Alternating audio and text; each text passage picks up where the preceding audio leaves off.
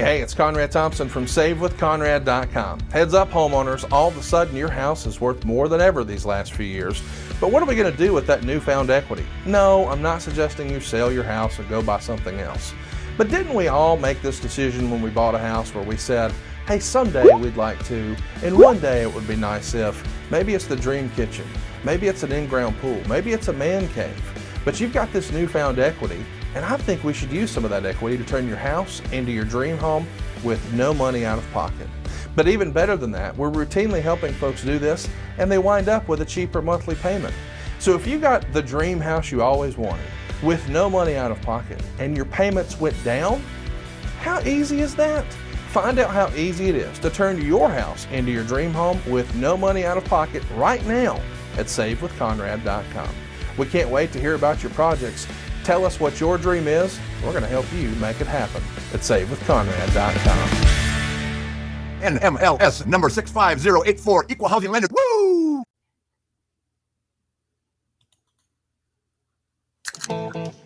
Welcome to Something to Wrestle with Bruce Prichard. Well, you know, that's not a rib. She pooted. What a rib. No, there's no box of gimmicks. Rumor and innuendo. I don't deal in rumor and innuendo. And was he there? I was there. I don't give a shit. I ain't scared. I ain't scared of shit. Fuck him. You, Bruce. I love you. Give me double cheeseburger, double cheese, double mayo, double onion, motherfucker. Bruce Prichard. Hey, it's Conrad Thompson, and you're listening to Something to Wrestle with Bruce Prichard. Bruce, what's going on, man? How are you? You know, I just noticed you were very rude to me in that open. Hell. You said the F word back at me and like mean. Oh. Mean-spirited. Oh, my apologies on that. Okay. Hey, so listen, it's been a while since we got to click record on one of these here gimmicks called the podcast. And, man, anything new or interesting happening in WWE land? I haven't heard anything.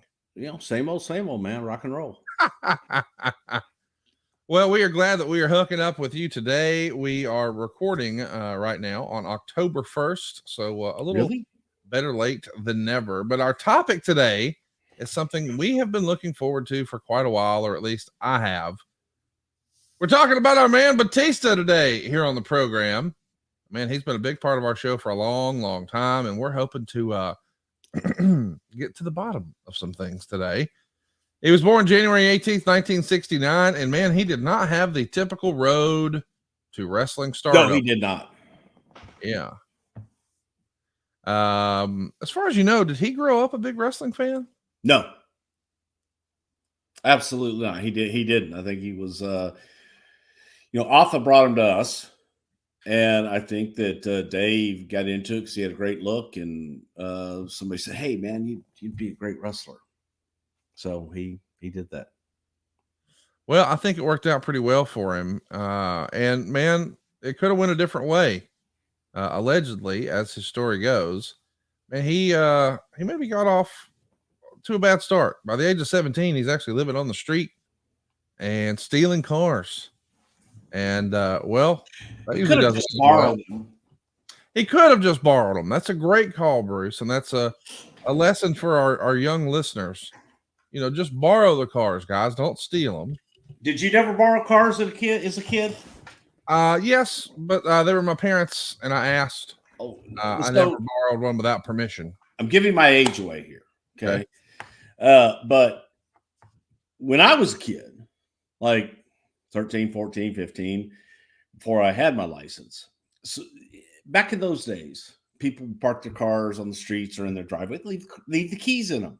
You leave the keys in the ignition or put them in the visor underneath the mat. And we used to go check. And if there were keys in cars, we would take the cars out and drive around and have a good time. We'd always bring them back, park them in the same place, and put the keys right back where they were, and no one, no harm, no foul. I wouldn't suggest trying to do that today. No. But in the early 70s, man, that was the thing. That's what we did. And you knew the ones that did it. So you would revisit and go back and never fill them up with gas again, but unless you really took them out for a while. But it's a different time. It was a different time. In this era, Batista finds himself working as a bouncer in a nightclub. We've heard that story from a lot of different professional wrestlers that they worked as bouncers. And unfortunately, in some of those environments, alcohol gets involved and there are fights. And I guess there's a couple of patrons who wind up being injured and he winds up getting arrested. I don't know all the details there, but again, that's less than ideal. So he winds up getting probation, does a little work as a lifeguard, and decides, you know what, I want to pursue a career as a bodybuilder. And allegedly, he met the former Mr. Perfect and Road Warrior Hawk at a bodybuilding show in Minneapolis. And somehow, some way, and this is a story that we don't talk about much in wrestling, he actually got a tryout with the WCW Power Plant. He went down there and tried to get into WCW and was not picked to move forward. We haven't spent a lot of time here talking about the Power Plant. What did you guys think of the Power Plant when you first heard of what WCW was doing there? Well, hey, first of all, good for them because there needed to be, we had my brother Tom, we had the developmental system that we would choose, and very selective on our choices. We rarely took someone with no experience. Those rare exceptions were obviously Mark Henry, Malcolm Albrecht. But the rest, usually had to have experience to have something special. Dave was something special that would later on come through there. But it was, look, I never went to the power plant. Everybody has their ways. There are different ways to train. I think they had Buddy Lee Parker or Sarge was his name. I don't know him. But from what I understand, I think, he was a good trainer from what I hear. I couldn't tell you personally because I was never around it. I never went to the power plant. Even when we purchased WCW, didn't go down there and see it or anything like that. We just took all the assets and took all those rings and sold them and, moved on. But I thought it was the right thing to do. It was certainly the right thing for WCW to have a place where they could groom new young talent. And I think that's important. Well, we know it doesn't wind up being an important part of Batista's story, but he doesn't give up, as you mentioned. Can I tell you why? Because I don't think that here, and again, I'm speaking from what, the rumored innuendo and from what I've heard from other people who've been to the power plant, in particular even Batista, is that at the power plant, they looked at guys and it was that old school thing. They tried to break guys. Instead of trying to teach and to learn, they would try to break people. And if you couldn't hang, then get out. You're not tough enough to be a wrestler. And while I believe a very large part of that, I think that it is important to be in condition so that you're giving someone else your body. And if you're not in condition, if you're not in shape, if you don't have what it takes to take care of them, then you shouldn't be in the business.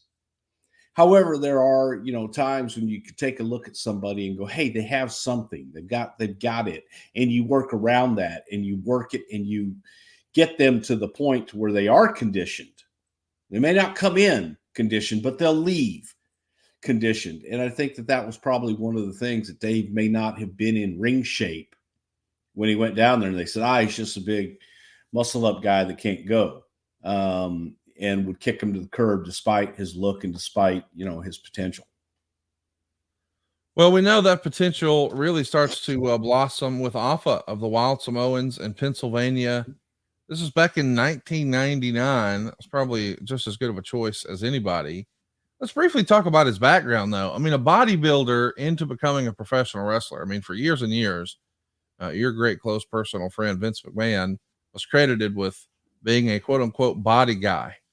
And I guess this is an aesthetic business, if you will. I think that's the phrase I've heard thrown around.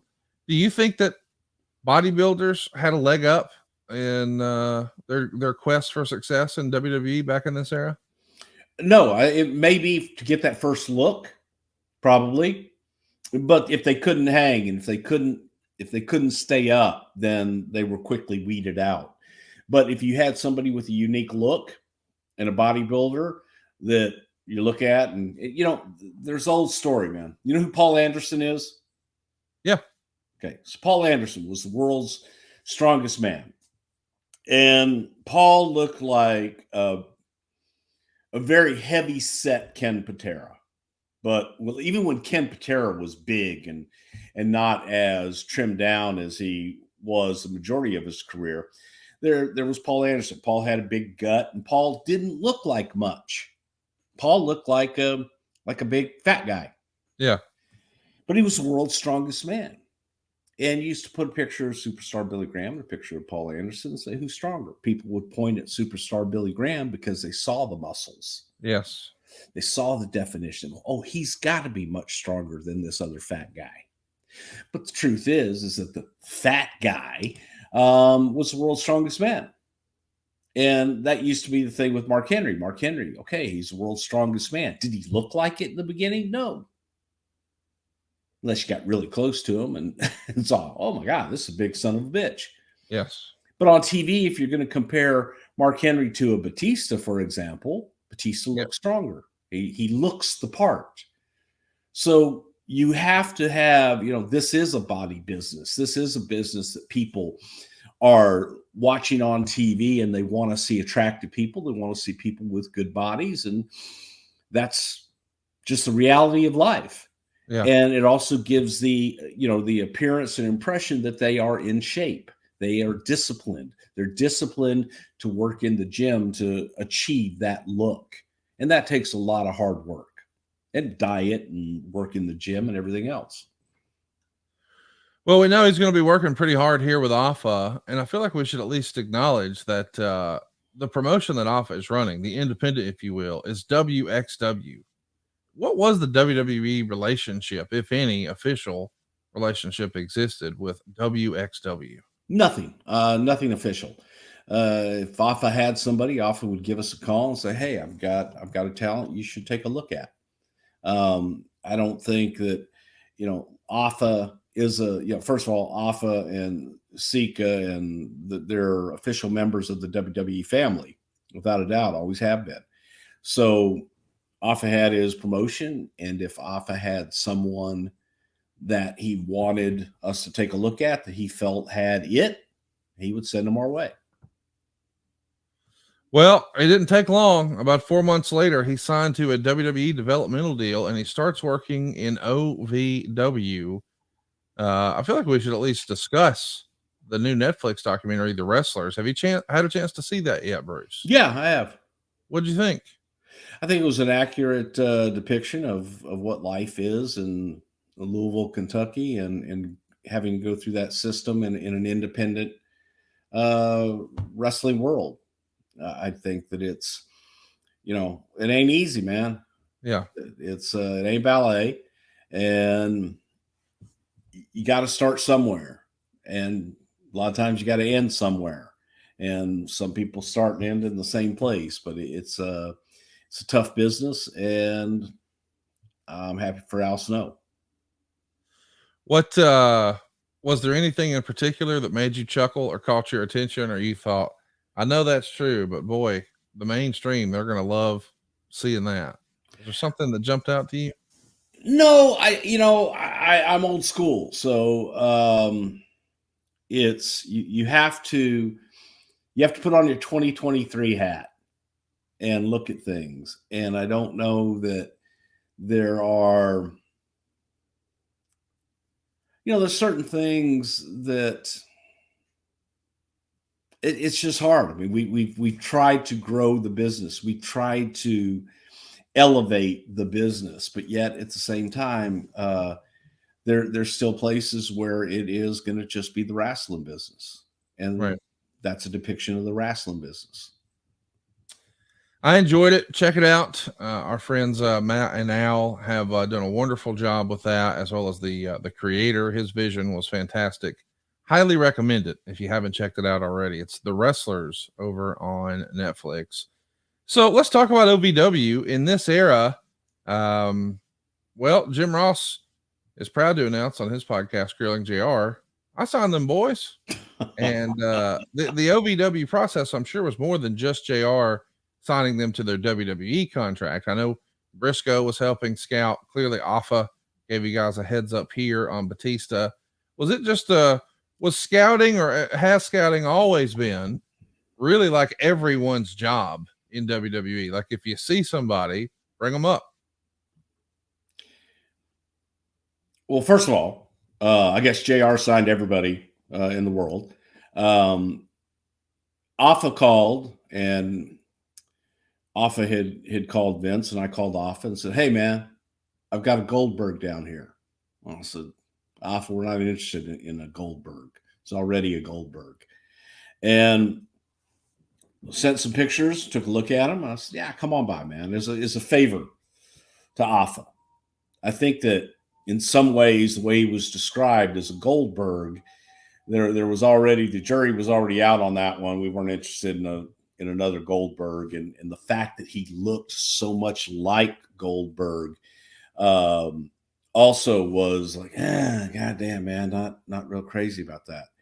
But Dave came in. Dave had a tryout. Dave had 2 left feet and was not real good in the ring.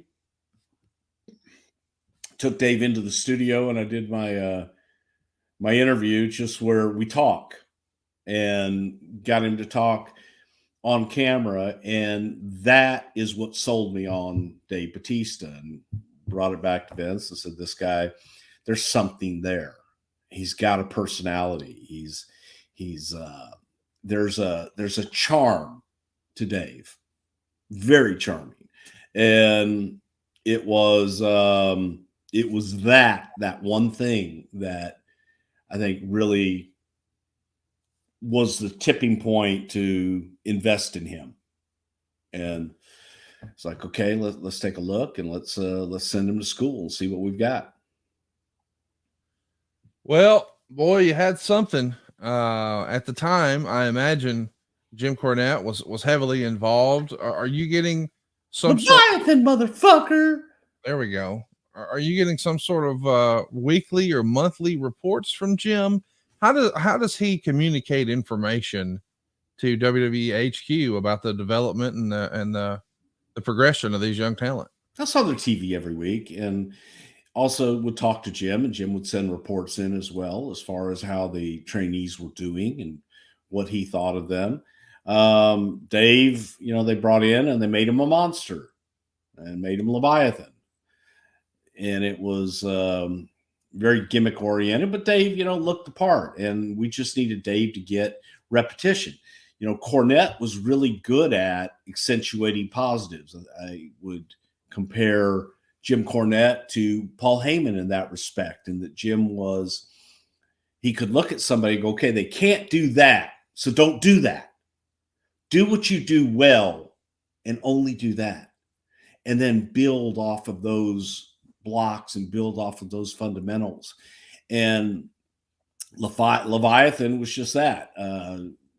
He put Dave with a manager and kind of surrounded Dave with people that could work so that he could learn. And I think Jim did a real good job with him.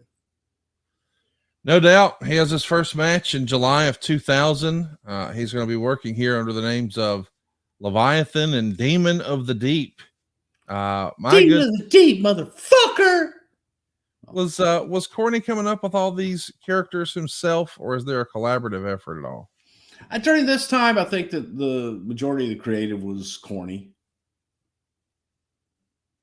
Did you think that the Leviathan character could have been a main roster gimmick? What did you think of it? No, absolutely not. Okay. I thought it was just a little bit too cartoony. I say that as, goddamn Mantar. But it wasn't something I think that, especially at that time, that we could have brought up to the main roster and continued with. I think it was a little bit too far. However, for OVW and for Kentucky at the time, and for Dave to learn, I think it was a good learning experience. I think it's something that, you can take a gimmick too far and you can always pull it back, but you can learn an awful lot when you have to go out as far out as they did with Leviathan. Well, he goes on quite a winning streak here, getting some wins against future stars like Shelton Benjamin and Bull Buchanan and Nick Dinsmore. But he does suffer a loss to Kane when Kane comes down for a visit in early 2001. And then he would actually team up with Diamond Dallas Page to take on Kane and The Undertaker in a losing effort that June 2001. I mean, you've got him working with some big time, prime time talent here fairly early into his wrestling career. Clearly, you guys saw something. Do you remember hearing feedback like when you would send a main roster guy down like that, one of your top guys to work with some young talent? Do you remember hearing somebody come up and saying, Bruce, so and so, man, he's got it? That's all the time. Yeah, all the time. I mean, that's one of the reasons that you will send top talent down a lot of times is go see what they've got. And I'd love your report, not just on the match and whoever you're working with, but watch the show, which those guys that you mentioned, Kane and Undertaker, are going to sit there from start to finish and watch every match and have feedback on every match and every talent. So that was important. And in this particular instance, both Glenn and Undertaker came back with glowing reports. Not that he was a great worker, but that he's going to be something. And that's coming from a top guy that sees something in that talent that you go, all right, that means more to me. Not that Corny didn't. Corny did, but Corny was with him every day. So Corny was jaded in that respect. Corny would look at it, and Corny was looking at the development from his viewpoint. And Jim was very selfish in the way that he wanted OVW to grow and to flourish. Rightfully so. But then that's tunnel vision, and that's not what we were looking for. We were looking for the talent to develop. It's all the same, but it's when Undertaker or Kane goes down and comes back and go, hey, holy shit, man, we got one. We got a diamond in the rough down there. So that's a positive deal. Well, he wins the OVW world title from The Machine, who was actually Doug Basham, in November of that year. And he actually gets to work a couple of dark matches for the WWE when they're in Lexington house shows. I guess just Lexington house shows, period. So maybe they're not officially dark matches because it's not a TV taping. One was, one wasn't. Either way, when they come through Lexington, it makes sense. Hey, let's see what we got. And he goes on to defeat a couple other folks we may have heard while he's down here in developmental. Names like Randy Orton, Mark Jindrak. He even teamed up with Brock Lesnar a few times against Orton and Benjamin, and later Dudley, Spike Dudley and Taz. And you look back at that class, man, I mean, such a cast of characters. Randy Orton, Dave Batista, Brock Lesnar, Shelton Benjamin, and eventually John Cena. What do you attribute so much of this early OVW success to? It does feel like there for a while they were on fire. They were. I think that we had an opportunity there. You look at Brock and Shelton came in at the same time from Minnesota. Jerry Briscoe had scouted them and had highly recommended both of those guys. And then, Cena out from California, Randy, his dad had called and said, hey, I'd like to give him a shot. And Randy was somebody that had never worked, but yet, man, he was third generation. He was just a natural. There's just no other way to put it. And those guys were down there, and they all had it. And in the middle of that, there was Rico Constantina, who Rico, great guy. I think Rico won the very first American Gladiators contest, was the first civilian, to ever win that competition.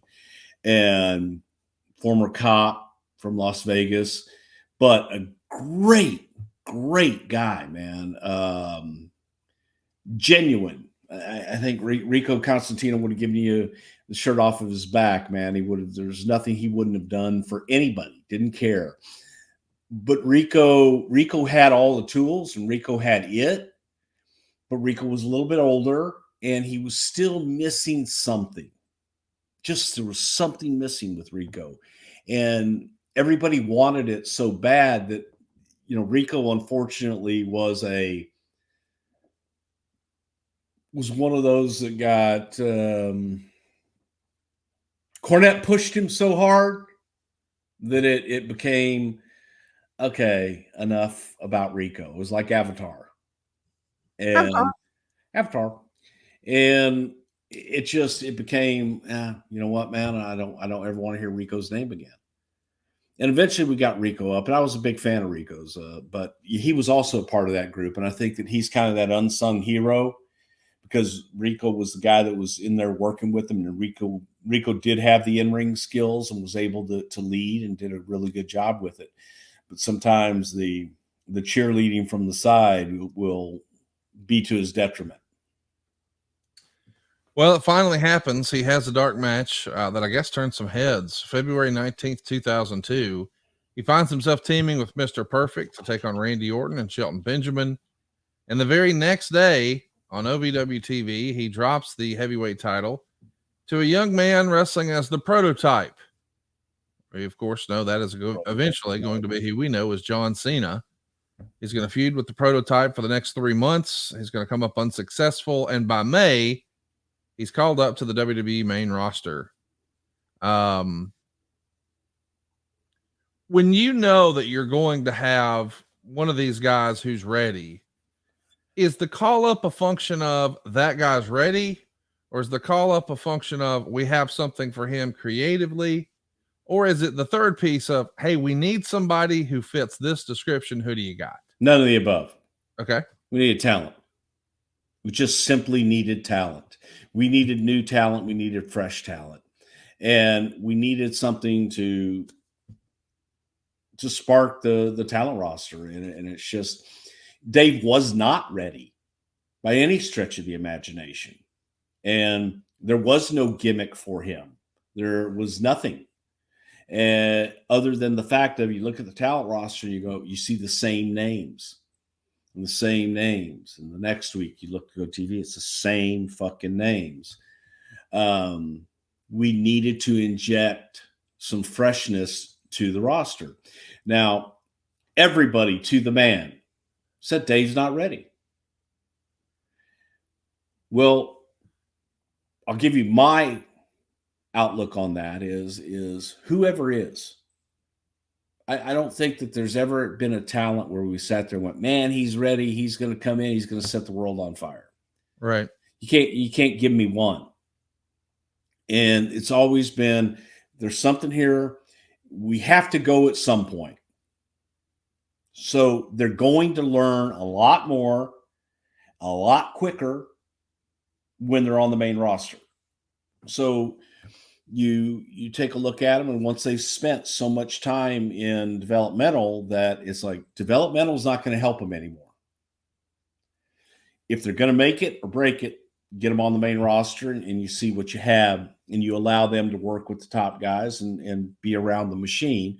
And that's how you can really tell. A little different now with NXT, but it's, at that point, again, you're only going to learn so much in a small little place in Louisville, Kentucky, or Memphis, or Cincinnati, or wherever else we had the developmental areas. So you wanted to get them out of that environment, bring them up to a different environment, and see if they can swim. So no, he wasn't ready. We had nothing for him, but we needed talent, and he was the closest thing to, it's like, hey, this big bastard, let's see what he's got. Let's play with this and figure out what to do. Well, I know what to do if you're going to be thinking about enjoying some alcohol later today, and you got to go to work tomorrow. Listen, as we get older, a lot of us think, man, I don't know if I can do that. I got a lot to do tomorrow. But you know what, Conrad? There is something that you can do before you want to go have that that first drink and or maybe a little more, you want to party. And trust me, from my point of view, it's a lifesaver. It absolutely works. I mean, let's face it, after a night with drinks, many of us don't bounce back like we used to the next day. So we have to make that choice. Have a great night or have a great day. Well, now you can have both with ZBiotics. Maybe you're thinking about taking a vacation. I know a lot of folks are going on fall break with their kids. Listen, think of ZBiotics as like the $9 travel insurance you'll actually use. You see, ZBiotics is a pre-alcohol probiotic. It's actually the world's first genetically engineered probiotic, and it was invented by PhD scientists to tackle rough mornings after drinking. Now, here's how it works. You see, when you drink, alcohol gets converted into a toxic byproduct in the gut. And it's this byproduct, not dehydration, that's to blame for your rough next day. ZBiotics produces an enzyme to break this byproduct down, and it's designed to work like your liver, but in your gut, where you need it most. So drink ZBiotics before drinking, drink responsibly, and then enjoy the night with confidence. You heard Bruce's testimony. Mine is the same. I first have to admit I was a little skeptical of this and thought, man, that sounds too good to be true. But I tried it with our man Easy E at Podcast Movement when we were having a few cold ones. And the next day, man, we were on stage like nothing ever happened. We bounced right back. I give 100% of the credit to ZBiotics. And I think you're going to love it, man. Let's savor the moment. Let ZBiotics do the rest. Go to zbiotics.com/STWW to get 15% off your first order when you use STWW at checkout. ZBiotics is backed with a 100% money-back guarantee.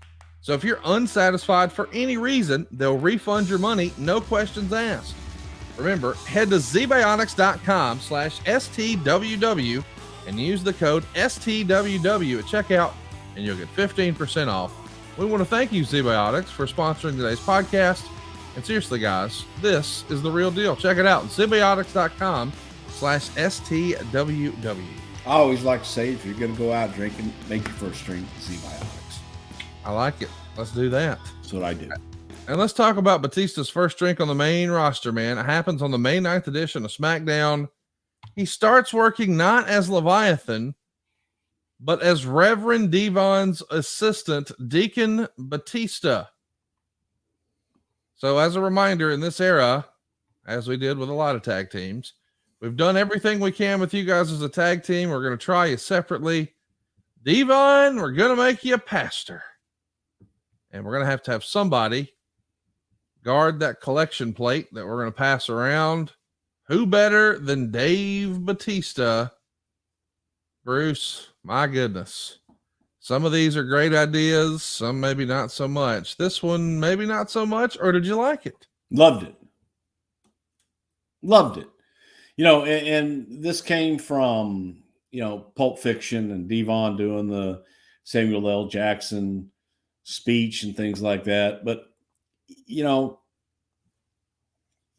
you say what you will. It's like, oh, you split up the Dudleys for no reason. No, there was a reason. I think we'd seen all that we were going to see at that time. They needed a fresh coat of paint or a fresh paint of coat, either way you want to look at it. And it was an opportunity. And I think also as time went on, that splitting them was a good thing as you look at the success of Bully Ray as a single and so on and so forth. Man, I thought that Reverend Devon, and I thought that Devon had every fucking chance in the world, man. The Reverend thing. I just think that Devon had too many voices, you know, coming at him with different ways to do it. I really tried, and I know Devon really tried. I think Devon really got it, and I think that this could have been a breakout thing for Devon, but it just didn't happen. And look, man, I think Devon had all the tools, and I thought he was great. Thought the gimmick could have been great. I didn't like the collar. I hated the, you know, the whatever, the Catholic collar, whatever the hell they call it. I didn't like that part of it. Right. But I thought that Devon being able to give those righteous promos was money. It really was. And having that big bastard, Batista there, but then it got to the point where, again, there were just, I think, a few too many cooks in the kitchen on that one, and didn't do Devon any favors in that regard. Let's talk about his look. Let's have Silva flash that up there again for us, because he's going to come out with a chain around his neck. He's doing this to guard the collection plate, but he's got a suit on, but the sleeves are cut off, the jacket and the shirt. What do you think of this look? We can't hide those arms. No, you can't. So,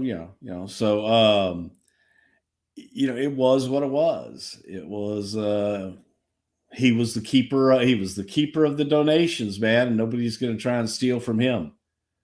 And also a little intimidating if you're not digging deep enough into your pockets for a contribution. Maybe you will when he gives you a stare down.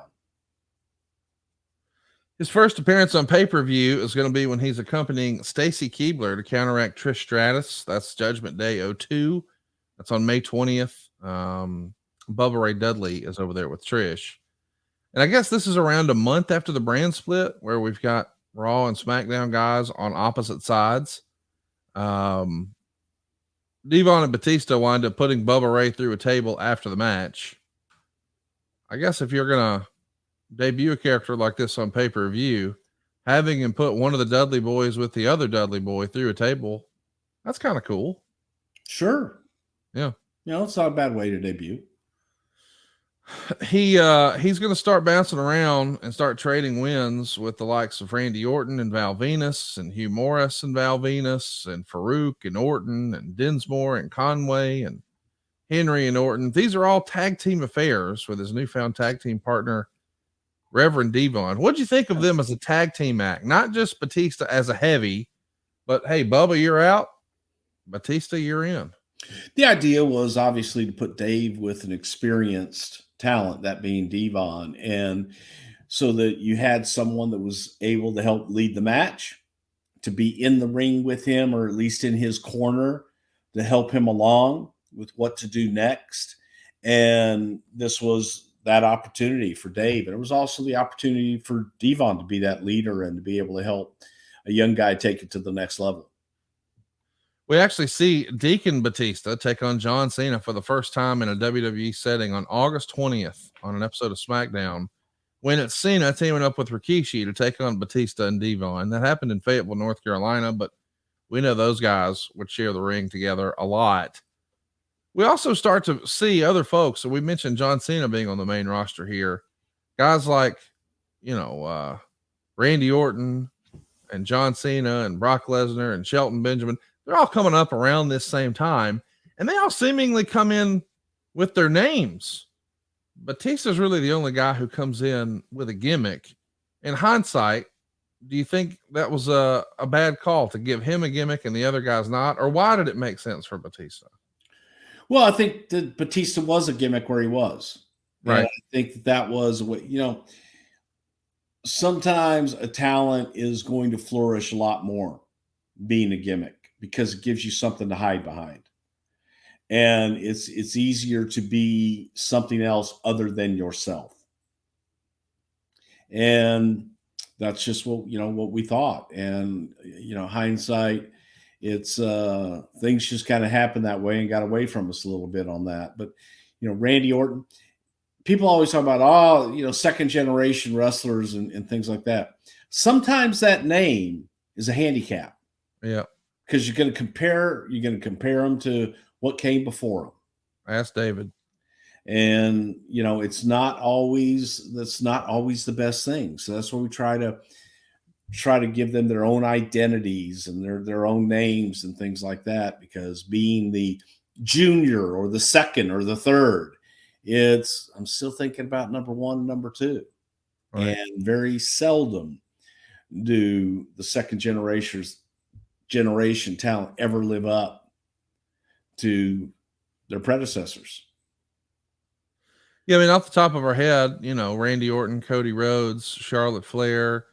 It's happened, but it has happened. Sure, it is the exception, not the rule. Yep. This ruthless aggression era is an interesting era you've got this new influx of great talent. It's not quite the Attitude Era. Fans are, you know, tuning out. Business is trending down. It's not as hot as it once was. But we're gonna see a lot of guys with great looks sort of come and go in this era. Guys like Luther Reigns and Mark Jindrak and even Sean O'Hare later on. Mhm. So it says a lot about Dave Batista that he's able to not only survive and thrive here, but overcome maybe humble beginnings here. Thankfully, that all comes to an end September 5th on SmackDown. Batista is going to defeat Devon. That ends their relationship. I guess there was a backfire of some interference that caused the loss. And, well, it's a classic story, but splitting up from Devon in hindsight, probably the best thing possible for Dave, no? Yeah, it definitely was. And it was time for Dave to move on and sink or swim. So I think that he had done as much as he could do there with Reverend Devon. And I'm not sure that the Reverend Devon thing was taken off the way that we wanted to either. When we think about pairing him as a partner for Devon, do you think that's more a function of, hey, we don't want to send Devon out there by himself. We need him to have a companion, a second, a heavy, a heater, whatever those phrases people like to throw around are. Do you think Vince thought that act needs another piece? Now, who can fill the role? I mean, that can't be like, here's our dream scenario to debut Batista, right? No, it was more along the lines of, Devon going out there. I do think that Devon could have done it on his own. Yes. And in the moment, it was, we had Batista. What can we do with him? Here's an opportunity to put him with the top guy in Devon and have someone right there to teach him as he goes. And then when it's time to graduate, we move on. But that was the thinking behind it. We know that we eventually see a transition away from this Deacon character. I mean, that's going to be dropped after this Devon stuff. And he actually gets drafted to Raw in November. He's been off TV for a little bit of time, but he's very quickly going to be paired with Ric Flair and start a feud with Kane. This is when we're going to start to see him as the animal, Dave Batista. Talk us through the decision to draft him to Raw and pairing him with Flair, because I think that happened in advance of quote unquote evolution. Why was Flair the right guy? Well, again, when you look at no different than Devon was the right guy in the beginning. It's graduation. You're going on, and if you're looking at Dave Batista, you take a look at him, and this is where the look comes in. You look at that big bastard, he's a star. He walks through airports, heads turn. And Dave had it.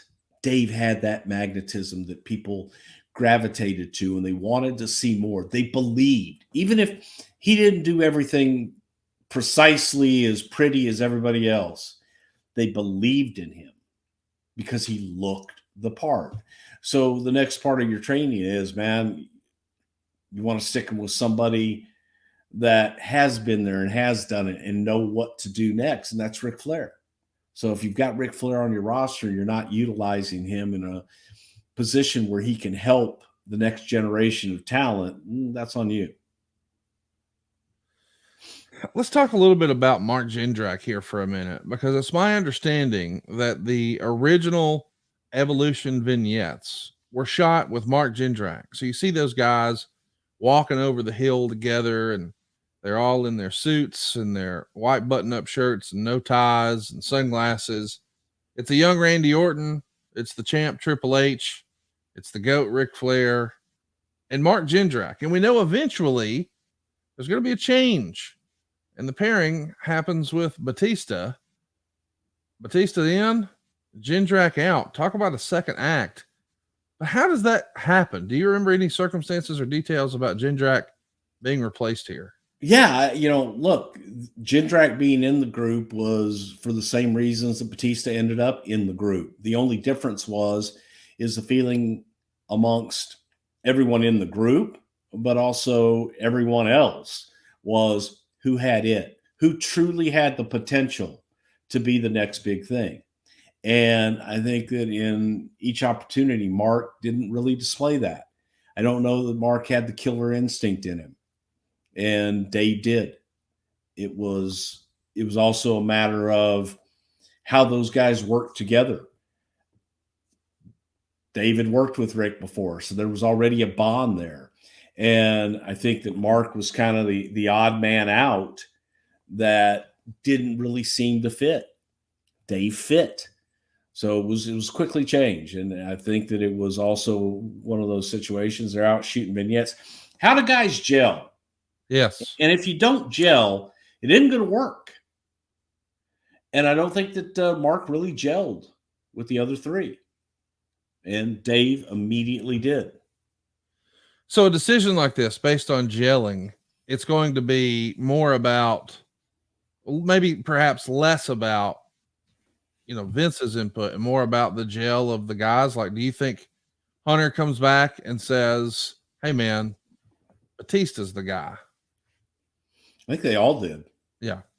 I think, but it was also, you've got producers and guys that are out on the road working with these talents each and every day. Yeah. And they had the interaction with them on a daily basis. So they could tell you what was working and what wasn't working. Hey, this will be good. This won't. And I don't know that, in the beginning, we had high hopes for Mark Jindrak and Sean O'Hare. I don't think you would have been able to find a bigger proponent of Sean O'Hare than myself. But, once we got there, it was like, oh, fuck, man. Relax, dude. Listen. Great look, great skills.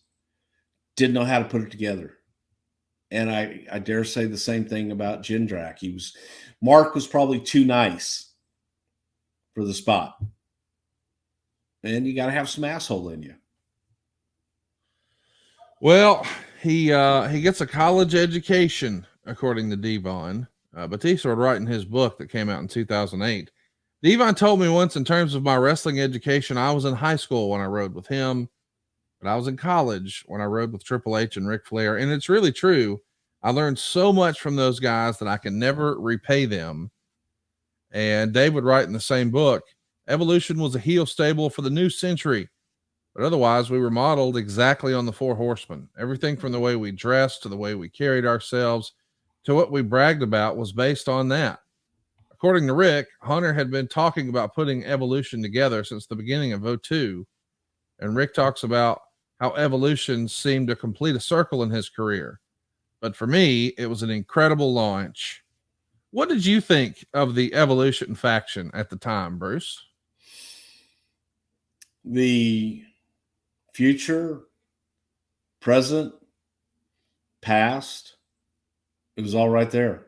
Yeah. Yet, you had the future in Randy Orton. You had the president in Triple H. You had the past in Rick, and you had the monster in Batista. And it was all right there in one group. So it spanned everything that you needed. I don't think it's a secret Hunter was a huge fan of Rick. It's probably fair to assume that he was modeling some of this after the Four Horsemen, no? I'm sure they were, yeah. Yeah. Well, near the beginning of the run, Batista finds himself working in a lot of tag matches with Triple H, and they're going to trade wins and losses with Rob Van Dam, who's usually teaming with Kane or sometimes Scott Steiner. Batista would find himself in singles action against Kane, Steiner, and even Brock Lesnar. His first pay-per-view match is at Armageddon against Kane. Not a small task, and the pressure is on here. But who better, perhaps, than Glenn Jacobs, who at this point has been with the company for quite a while. Batista gets the win, and to have Kane put you over on your first pay-per-view match, that's a vote of confidence, no? Yeah, he was on the rocket ship ready to go. And take a look at it. And was he ready? No, he wasn't.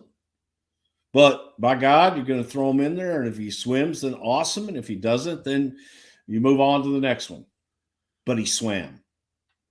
The 2003 Royal Rumble, something else, man. He winds up coming in at number 28. He only lasts about 10 minutes or so, and ultimately is eliminated by The Undertaker, which is a pretty cool little footnote. But interestingly enough, he's in the final four, along with The Undertaker, Kane, and Brock Lesnar. Brock goes on to win it, but clearly you guys saw something in Batista. Sometimes it's hard to get people to give you a second chance. You know, when you debut as a character, they want to remember you as that character. I remember when Bray Wyatt debuted years ago, some asshole fans were chanting Husky Harris at him. But listen, Kane did it before. He was the evil dentist. Now he's Kane. It all worked out. But to overcome that, not only in the eyes of the fans, but did he have to do that with Vince? And did the physique help him, do you think? I just think his growth helped him in general. Some guys can't step out of that. Dave was able to step out of it. Some guys just keep going back and will use the gimmick as a crutch if that's all they knew and that's all they could do. Dave was able to step out of the Deacon gimmick and become Dave Batista. Some guys can't do that. Well, he does it. And on Raw and house shows between January and March, he's going to be working with Scott Steiner in a lot of matches.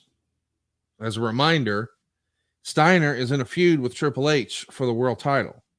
So he's sort of the de facto opponent for Scott Steiner. And along this same line, he becomes a tag team partner with Hunter to take on Steiner and RVD quite a bit. And then you have Booker T step in a few times to run in to help Steiner pick up some victories. Tagging with Hunter in this era as a young wrestler, now you're on prime time, you're on the big leagues, you're on live TV. That's probably about as good of a tag team partner as you could hope for in WWE in this era, is it not? Absolutely. And again, it's an opportunity in those instances to get immediate feedback, to get immediate, no, don't do that, do this. And that's priceless. So that's kind of what we had there. Let's talk about WrestleMania, because I got to assume there were going to be big plans at WrestleMania for Evolution. We know Triple H wound up wrestling Booker T, and he had Ric Flair in his corner. But I don't really know what the plan was going to be for Batista. And we didn't find out because on March 1st, he suffers a bicep injury at a house show in Reading, Pennsylvania. It was him and Randy Orton teaming up to take on the now reunited Dudley Boys. And this is a pretty big deal because in this match, not only does Dave Batista get hurt, tearing his bicep, Randy Orton breaks his foot. And as I understand it, there's been a lot of discussion about how all this happened. Because when two guys get hurt in the same match, there's going to be a lot of finger pointing going on. What do you remember hearing about this? I mean, half of Evolution has just gone down. And again, it happens on March 1st. I mean, you're like a month away. You're 29 days away from the biggest show of the year. And now one of your biggest acts, half of it's gone. What do you remember about that day? And what would the plans have been had they made it to WrestleMania? Well, first of all, I don't know that there was anything planned for them at WrestleMania other than to support Triple H and them. But it was, look, injuries happen, man. It's not ballet.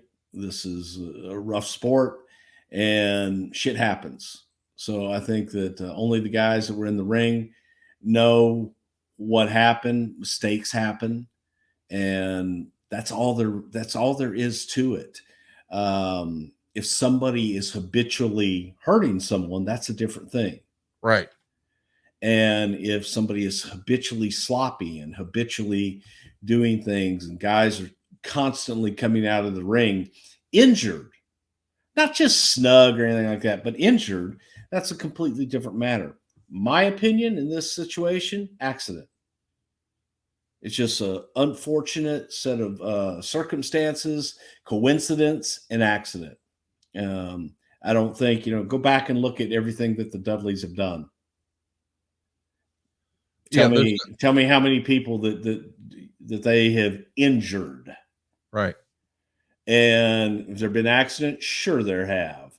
But of two guys that I would trust my body to, I'd trust it to both of them. And I just think that it was an unfortunate coincidence and situation and a complete accident.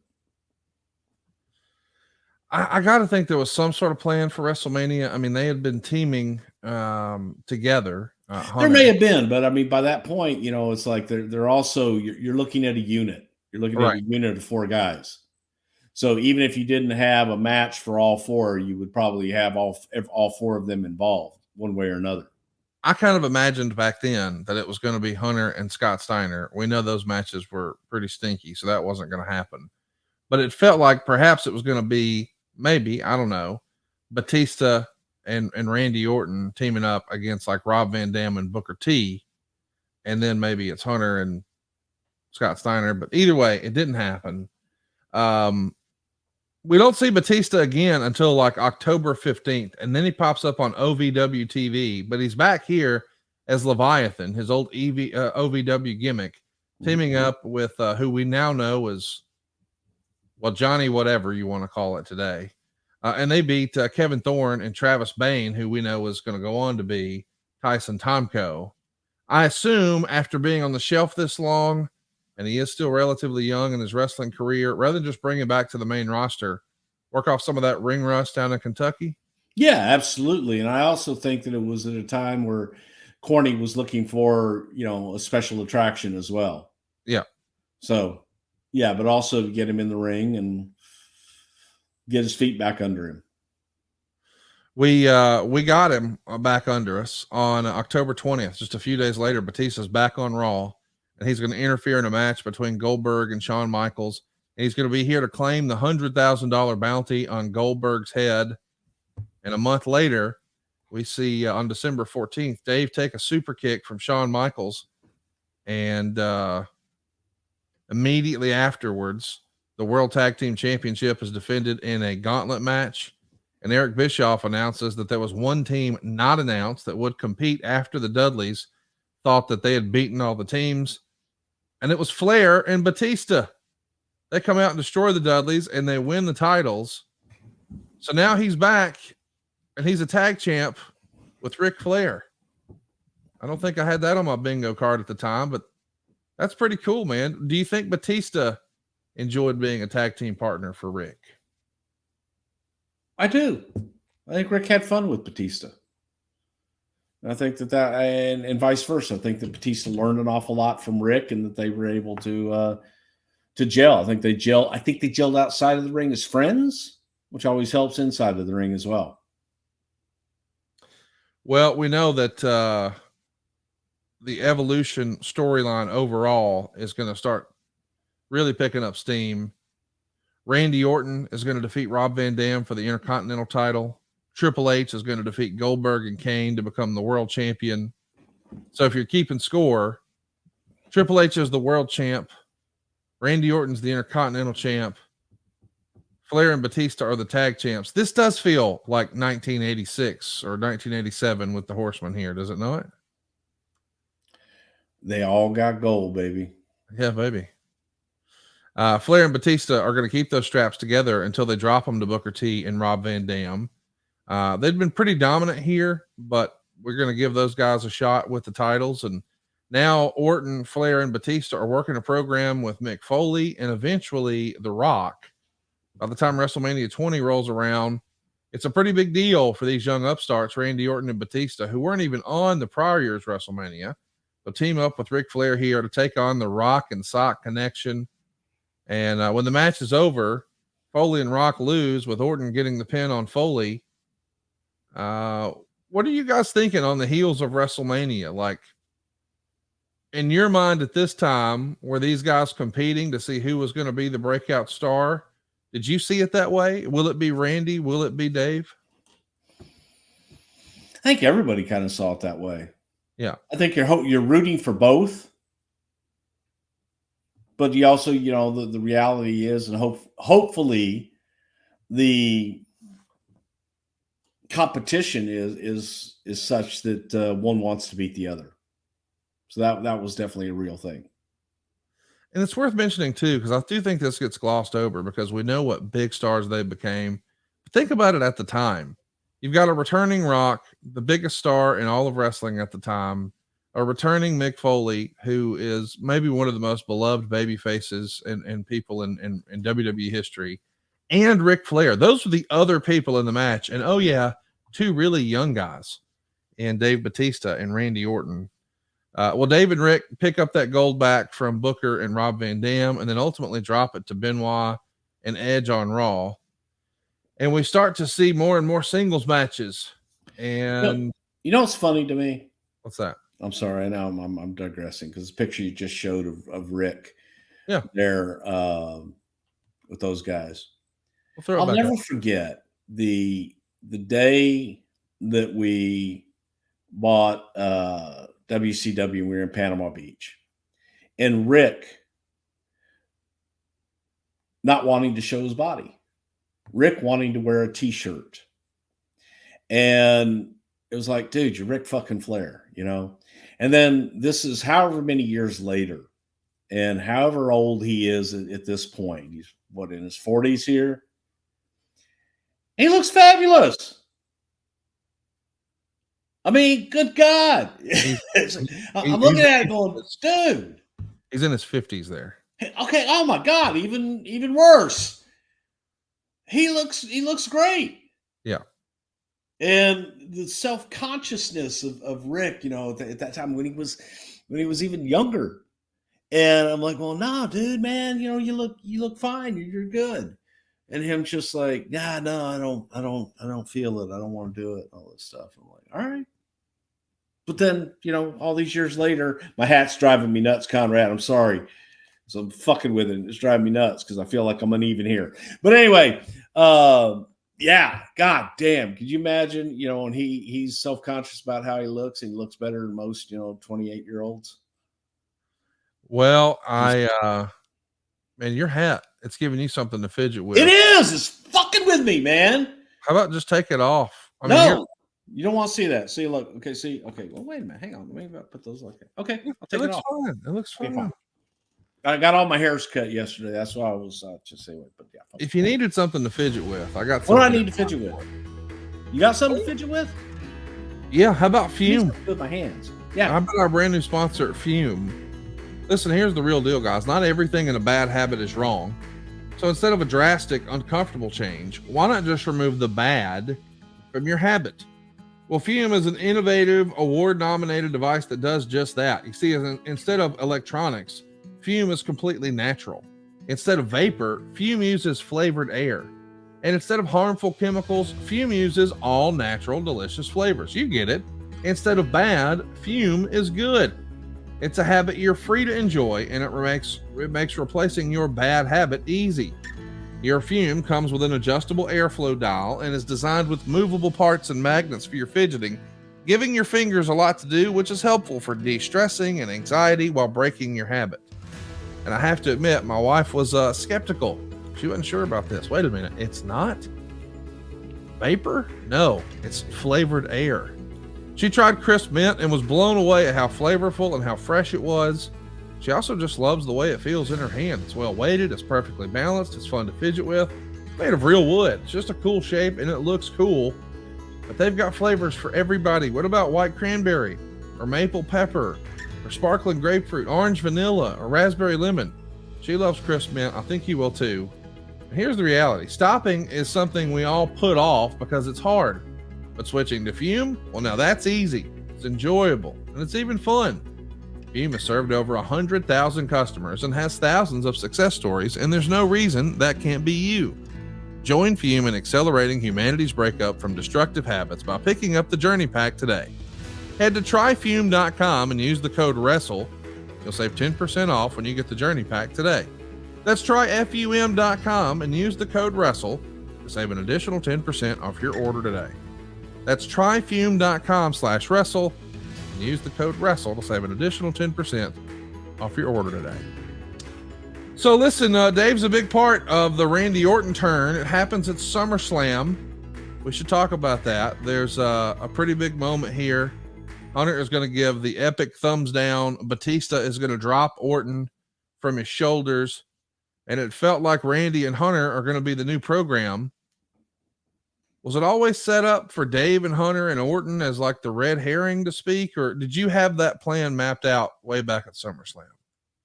I don't know, way back at SummerSlam, but it was definitely mapped out. Yep. It at was. Survivor Series. Say again. That's where we wanted to go. Yes. Copy. So at Survivor Series, we see Batista team up with Edge, Gene Snitsky, and Triple H. It's a traditional Survivor Series elimination match that results in a loss to Chris Benoit, Chris Jericho, Randy Orton, and Maven. And around that same time, we start to see the cracks develop between Batista and Triple H. And this is the storyline that really catapults Batista to the next level. But I got to bring up our buddy Maven, friend of the show. You made a noise there when I listed his name. Did I? I said, I always liked Maven. I do too. Yeah. I wish, that was another one, man, where, we tried. I just don't know. I don't know that Maven had enough asshole in him either. Too nice of a guy. Way too nice of a guy. Really nice guy. And I just think that he viewed the business as a work. And, it's not. You got to fight for your position. You got to fight for what you want. And I think that was his downfall. Bruce, I'm glad you said that, because I've often wondered how do you draw the line in being an asshole with your coworkers versus being an asshole with the office? In my head, being an asshole with the office, maybe not is in your best. I'm not saying being an asshole with the office and or your coworkers. I'm saying in your work and in your character. And there is I think for a lot of people that don't understand that is that you have to have that killer instinct. And if you don't have the killer instinct and you view the business and everything around it as a work, then you're just going to work through it. If you view it as real life and then you work through it, treat it as a shoot and work. Don't treat it as a work. If you treat it as a shoot, then you're going to be believable. Everything you do is going to be. And when I say about being selfish is sometimes you need to sit there and you need to fight for yourself and not just let someone come in and dictate. Now, at the end of the day, we're going to tell you this is what you need to do. That's fine. Then accept it, move on, and do what you need to do. On the way there, though, it's okay to fight for yourself. It's okay to speak up and be a little selfish. When you are in the ring, if somebody is not pulling their end of the match, then it's up to you to make it right. And if that's at their expense and they're not doing what they need to do, then that's just what it is. So it's like you can let people walk all over you in the ring and people will take advantage if they know they can. Right. But that's what I mean by that. And I think that Maven was just like, you're young. I'm going to go along. And when you are young and you're first starting out, that is what you need to do. But you need to listen and you need to know when you're being taken advantage of and or, how to fight back and be a little bit of an asshole. But that's in the character that you're portraying on screen. If you're a heel, man, you've got to find your inner jerk. Everybody's got it. Some people are just a little afraid to let it out. I'm an asshole all the time. 24/7. We know that. Okay. Thank you. I'm just wondering, as far as you said being a little selfish. I'm going to rephrase it. Advocating for yourself to the quote unquote office. Is there a chance that backfires? Depends on how you do it. Okay. If you do it respectfully and it's for the betterment of the match, I'm not just saying be an asshole. I'm talking about your character. I'm talking about how you are portrayed. And you have to be able to find that balance. I'm not saying be an asshole in real life. I'm not saying to be selfish in real life. I'm saying that when you look at what is happening and in your matches and everything you do, man, grab your spotlight, take it. Okay. Because if you don't, somebody else will. And that's what I mean by that. And it's you take it, how you want to take it, but it's not about, I'll be an asshole. I'm only going to do, no, that's not it. Yeah. It's being able to work within the situation and be able to get the most out of it for your character. Sometimes your character is getting the shit kicked out of it. Okay. You make somebody fight for that. Just don't go out and lay down and get the shit kicked out of you. There's a way to get the shit kicked out of you, make it mean something. As long as you're still fighting back and everything else. That's the difference. Well, we know they're going to have really a phenomenal push, I guess, for Batista here next. Batista wrote about it in his book. Over the next few weeks, we started playing with the animosity between me and Hunter just a bit. It was a very slow turn, and this was something the business hadn't seen in a while. It wasn't an overnight turn. It was very slow and deliberate, and that was all Hunter's doing too. He was really big on us not having a match until Mania, and by then, people were just dying to see it. The ratings started shooting up as well. I could definitely feel the crowds pulling for me, though. We know that ultimately this is going to result in the biggest WrestleMania of all time at that point, financially. But let's talk about the creative here, because in the early days of Something to Wrestle, we spent quite a bit of time talking about the slow and deliberate storyline of Hulk Hogan and Randy Savage and the mega powers exploding and Elizabeth being in the middle of all that.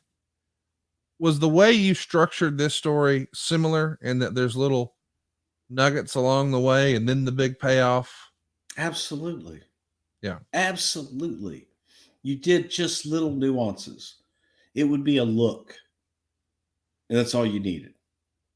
It would be one line, and that was all you needed. Because the audience was just salivating, waiting for Dave to say, fuck this. And he didn't for a long time. And that was the beauty of it, is that we let it go and we let it go. And if you got it, you got it. If you didn't, you didn't. But when the turn came, you can go back, go, remember that look you gave? Remember that time that Hunter said this and Dave said this? And it all comes back to you then. And that was exactly what we were doing, just trying to slow burn it so that everybody wanted him to turn. But he was just biding his time. And the television audience saw it. And you got to see Dave in private and kind of seething and that slow burn. But beautifully done. It really was, and it really starts at the 2005 Royal Rumble. On the lead up to that show, we see Triple H trying to convince Batista to not even enter the Rumble match. And Batista winds up winning a Beat the Clock challenge on Monday Night Raw to earn the right to join the Elimination Chamber match for the world title at New Year's Revolution down in Puerto Rico. Also in that match, we had Edge, Chris Benoit, Chris Jericho, Randy Orton, and the defending champion, Triple H. And there was also some special guest referee there. How about Shawn Michaels? Well, Batista comes in last, then eliminates Benoit and Jericho, but Orton hits a low blow when Ric Flair distracts Michaels and then an RKO. Batista is out of there. Triple H hits a pedigree on Orton to win the championship. And the next night on Raw, we see Batista and Orton squaring off against each other in a number one contenders match for the chance to face Triple H at the Royal Rumble. Batista, of course, hits another roadblock because Orton wins. And that means if Batista's really going to get a shot at Triple H, he's got to win the Rumble. That happens on January 30th in Fresno, California. Batista comes in at number 28. Along the way, he co-eliminates Chris Benoit with a little help from Ric Flair. He throws out Edge with a little help from John Cena. And all by himself, he tosses out Jericho, Snitsky, Christian, and Cena. He lasts about 10 minutes, and he wins the match. And now he's got a shot at the world title, WrestleMania 21. Of course, we've talked about this before. It was challenging to get there with the chairman and two guys hitting the floor at the same time and maybe two quads hitting the floor at the same time. Mm-hmm. Is this the most interesting Royal Rumble of all time, maybe? It's up there.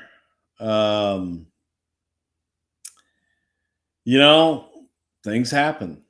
And it was a moment where it's like, oh shit. Look at the replay, see who hit.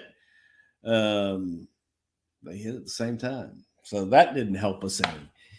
And before I knew it, Vince was gone. Vince was on his way out there. We were still trying to figure out what the hell to do. And Vince had already, hit my music. Let's go. And he went out there and decided he was going to restart the match and take it from there. So that's where it was. Tore his quad, sliding in the ring. In hindsight, do you think that finish, as crazy as it was, did that hurt or ruin Batista's moment? I mean, would you have preferred he get the traditional moment? Yeah. Oh, definitely. Definitely would have loved him to eliminate John and, stand there in the ring and have an undisputed, win. That's the way it was laid out. I think that would have been a lot better, but it's not what happened, and you got to live with it.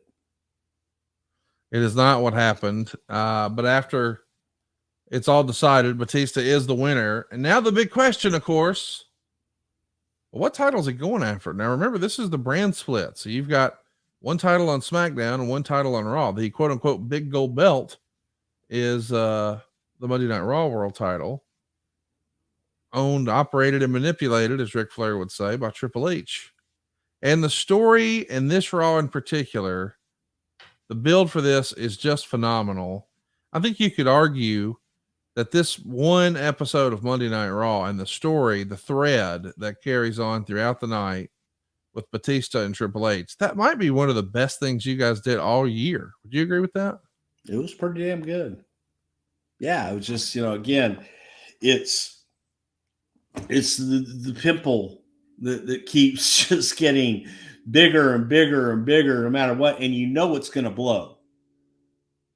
But it just won't go away, and then finally it blows. And that was the beauty of it all. There's a pimple, and when the pimple popped, You say? there you go. The big pop, when it happens, I mean, there is the whole, just like we did after SummerSlam, when Triple H gave the thumbs down to Randy and down goes Randy off the shoulders. When Batista, who's been eavesdropping on Rick and eavesdropping on Hunter, and the audience at home knows what's coming, but seemingly Hunter and Rick don't.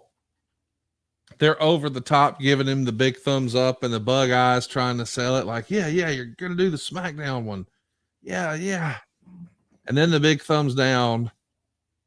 Boy, the pop when that happens, fans are going crazy. I mean, and it's not necessarily for, a big, a glass break or some sort of run in or so. Just a simple thumbs down when done right, man. They couldn't get enough. They ate it up. That's right. That pimple exploded. Yes. Right there. And everybody got a pop with it.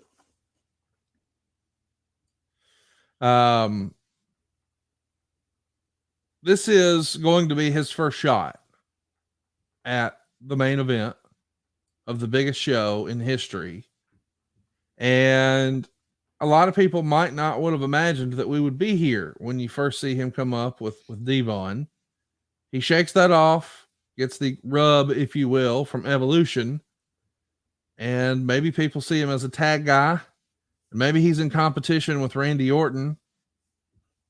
And then maybe he's in competition with John Cena. But seemingly at every turn, Vince went with Batista. What was it about Batista that made him stand out over, say, a Randy Orton or a John Cena? Again, I think if anytime you look at talent, you want to say, hey, man, can I see him in the main event at WrestleMania? Okay. Some you can, some you can't. Dave is an actual reality that you can look at and go, I can see that some bitch in WrestleMania. So that's what it was. Dave had it. Still does. We need to talk about his conditioning because he does an interview with the Sun over in the UK.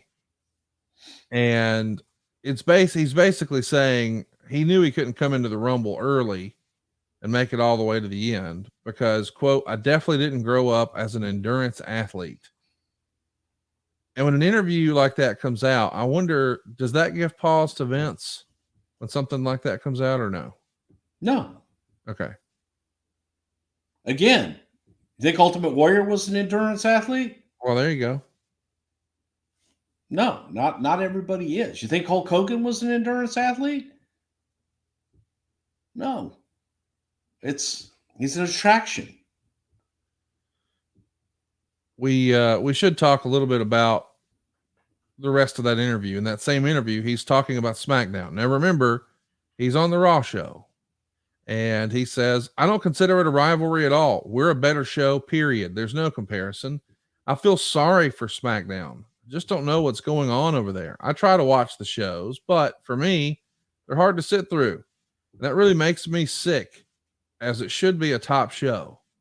I've watched their tapings live, and it seems like a lot of their guys couldn't care less. There's a lack of passion and pride. They need the stress of a live show on them like we have. And a lot of them think, oh, it's taped. If I mess up, we'll just redo it. They're more worried about where they're going after the show, which also makes me sick because it means they're not there to work. Man, I don't pretend to be a wrestler, but I can't imagine that went over really well in the locker room. What do you remember hearing about that?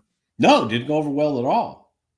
And, Dave's thing is that he's looking at the Raw brand because that's what he's on, and being the heel or advocate of Raw and saying, oh, Raw is much better because I'm on it, essentially is what he's trying to say without saying it very poorly in that regard. And that just comes with immaturity.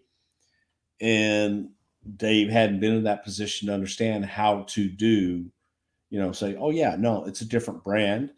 Put that brand over and then put your brand over. And you do both. But no, it didn't set well at all because people took it as again, in a world of make-believe, that they took that as real. And that's one of those places where you look at it, like I said earlier, where, hey, to the right guys, it is real. It is a shoot. And, the comments made were unnecessary, first of all, and not good. It just, wasn't, man, you didn't need to make those comments, and they weren't true. Well, we know what is true is Dave Meltzer had a commentary about all of this. This isn't being said without Triple H's approval, and it actually speaks volumes about many things. He's not wrong either, as there is a difference. A lot of it is that there is a feeling that SmackDown is the B brand among the wrestlers, even to the point many have stated that to me, and that the company simply doesn't want SmackDown to be as good as Raw. For example, when Benoit and Edge moved over in both cases because Triple H wanted fresh opponents. On SmackDown, when Guerrero needed a fresh heel, when Angle went down and Lesnar quit, instead they made JBL a world champion. On Raw, for better or worse, everyone knows Evolution is the top attraction in the brand, and they are the guys on top. People second guess Triple H dominating the show, how he worked with Eugene, etc., but not that he deserves the spot. On SmackDown, I constantly hear the feeling is Guerrero and Mysterio are the most over in the building, but it falls on deaf ears. So listen, when he's saying, when he being Dave, pronouns pal, Meltzer, I guess there's two Daves here. When he says, hey, he's clearly not saying any of this without Triple H's approval. And we also heard earlier, hey man, he's riding and traveling with him a lot. Do you think some of that SmackDown's a B show is the way Hunter felt as a talent at the time here in 05? I wouldn't be surprised, but Triple H didn't approve or anything else in 2005 of that stuff. And I think that, from Meltzer's point of view, the thing that in particular that he said, oh, well, we're going to have Angle. Instead, they were forced to do something with JBL. No, Dave Meltzer, you are an idiot. And JBL was a very conscious decision that we made in reinventing John Layfield. He had been with APA. We split the group up, and we felt that a fresh coat of paint for John, and for him to be exactly who he was, the guy that wrote the book and making money, make more money now, and the guy that was on CNBC and everything that he was in real life, bring that onto the screen, which we had never done before, and make a J.R. Ewing character out of John Layfield and make him larger than life. Create something new instead of relying on something that had been done in Kurt Angle. That was a conscious decision. That was actually a planned decision, Dave. Okay? You know, you don't know everything, and you are an idiot. Dave Meltzer is an idiot. But no, that's just absolutely asinine. Was Eddie and Ray getting biggest? Yeah, and we heard it. Made Eddie the champion. It was Eddie's decision to help get JBL over because Eddie wanted to drop the title to him to help him. And that couldn't have been done without Eddie Guerrero. I don't know that JBL would be who he was without Eddie Guerrero. And it was red hot, and it was great. And again, yeah, I think that the guys on Raw thought they had a better show. The guys on SmackDown thought they had a better show. That goes back to making it real and have it be real in what you believe and in your performance and being selfish in your performance. Everybody felt they were better. To me, that's good. To me, that's good competition. If I'm on Raw, I want my show to be better than SmackDown. If I'm on SmackDown, I want it to be better than Raw.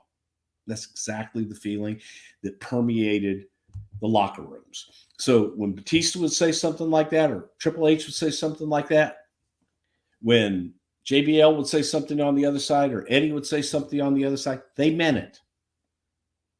But it was all based in, of course. Why wouldn't you want to say your show's better? But no, it wasn't Hunter took these guys, so we had to make do. No.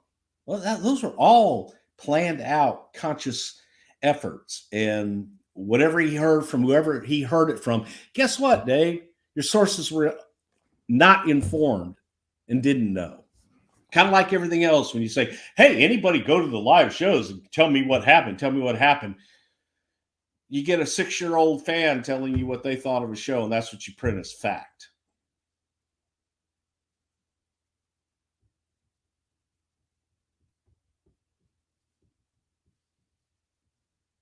Now feels like as good a time of any to tell you guys how to get some fresh food at home. We love our sponsors, HelloFresh. Buddy, they're America's #1 meal kit for a reason. You get farm fresh, pre-portioned ingredients and seasonal recipes all delivered to your door. And you get to skip that trip to the grocery store. And HelloFresh can just make it easy and fun and affordable for home cooking. And what I like best about it maybe is they've got 40 recipes and over 100 different add-on items to choose from every week. You're going to get out of that rut. They make it so much easier, dude. Listen, I've had the stress and pressure of getting that call. Hey, honey, I forgot to get so-and-so. Will you stop by the grocery store? And then I go, and I don't know what to buy. So I buy 3 or 4 things hoping I got the right one. You don't have to do that here. All of the guesswork is gone. It's going to show up fresh and pre-portioned and ready to roll. And there's even pictures on the recipe. They show you so easily how to do it. It's just 1, 2, 3, bam, you're good to go. And they've got every recipe to suit your lifestyle. Whether you're looking for a veggie plan or family friendly or maybe fit and wholesome, they've even got a guarantee here. How about when they say HelloFresh, they mean it. It's from the farm to your house in less than 7 days. How about that? It'll also help you round out the rest of your fridge routine. You got the easy breakfast, the quick lunches, the fresh snacks. All those are there for you as add-ons. But you're ready to roll, man. And maybe my favorite part about this is they have quick and easy recipes, so you don't have to spend a bunch of time in the kitchen. How can you beat a 15-minute meal? You see, not only will it be better for you than takeout, it can be there faster, ready to eat faster than takeout. And oh yeah, we're going to help you make it cheaper. My wife and I absolutely love this. Seriously, we weren't sure what to expect because some of these recipes sounded pretty complicated. I was like, I'm not sure if I can do this. But then, dude, thanks to the miracle of pictures, they make it so easy here. 1, 2, 3, bam. You're eating something great. You're out of your rut. And now We can save you some cash. Go to HelloFresh.com/50STW and use our code 50STW. That'll get you 50% off plus 15% off the next 2 months. That's HelloFresh.com/50STW and use the code 50STW. Dude, it gets you 50% off plus 15% off for the next 2 months. Seriously, just go look at the recipes. Take a look at what this is. You will want to try it for yourself. Let me just tell you, if you're married or live with a partner, woo, this pays dividends. Just do it. Let it show up and let them know we're going to cook together tonight. Roll Tide. HelloFresh.com/50STW. Use the code 50STW. You get 50% off plus 15% off the next 2 months. It's HelloFresh, America's #1 meal kit. Bruce, do you feel better? Did you exercise the demons? I try to exercise every morning. Well, I felt like you were wanting to get that off your chest for quite a while with our pal Dave. You've been holding that one in for a while? Can't stand him. He's just such an idiot. Okay. But he's creative. I'll give him that. He's creative in his lies. Anything in particular you want to point to, or is that not cool to do right now? No. Okay. I mean, pretty much I think that I'm safe in saying and that everything that comes out of Dave Meltzer's mouth is a lie. That can't be true. Come on now. That's just not real. You know, It is real. No, it's not. He's not a liar. Now, does he get bad information? He's a fucking complete liar. He's a fabricator. You just think he just straight up makes stuff up? Yes. There's no chance. Yeah, you're right, because he probably isn't that creative. He probably has somebody just lying to him and making shit up and printing it as truth. Well, now that can happen. See, and again, this is what my biggest pet peeve is. Dave doesn't present shit as this was said or this is a rumor or this is what I heard. Dave presents things as fact. Okay. That's where I have the issue. That's where I have the issue. Nothing that Dave says is fact. And when Dave hears something from somebody, he presents it as fact. With no backup, no nothing. Name your sources, Dave. Well, you can't do that, can you? No, of course you can't, because it's chicken shit. Well, I mean, that would cost people jobs, though, would it not? If anybody's talking to Dave Meltzer and giving him information from the inside, which they're giving him wrong information, but if they are giving him any information, they should be fired. They should lose their jobs. If you're giving confidential information, yes, they should be fired. Well, I mean, it can't be both ways, right? I mean, it can't be everything he prints is a lie, and then other times they give him confidential information, right? If they're talking to him at all. Oh, I see what you're saying. Giving him information. I see what you're saying. Yeah. Just any communication. If you work, I'm not saying this to be funny. I've never had a WWE contract. I don't know.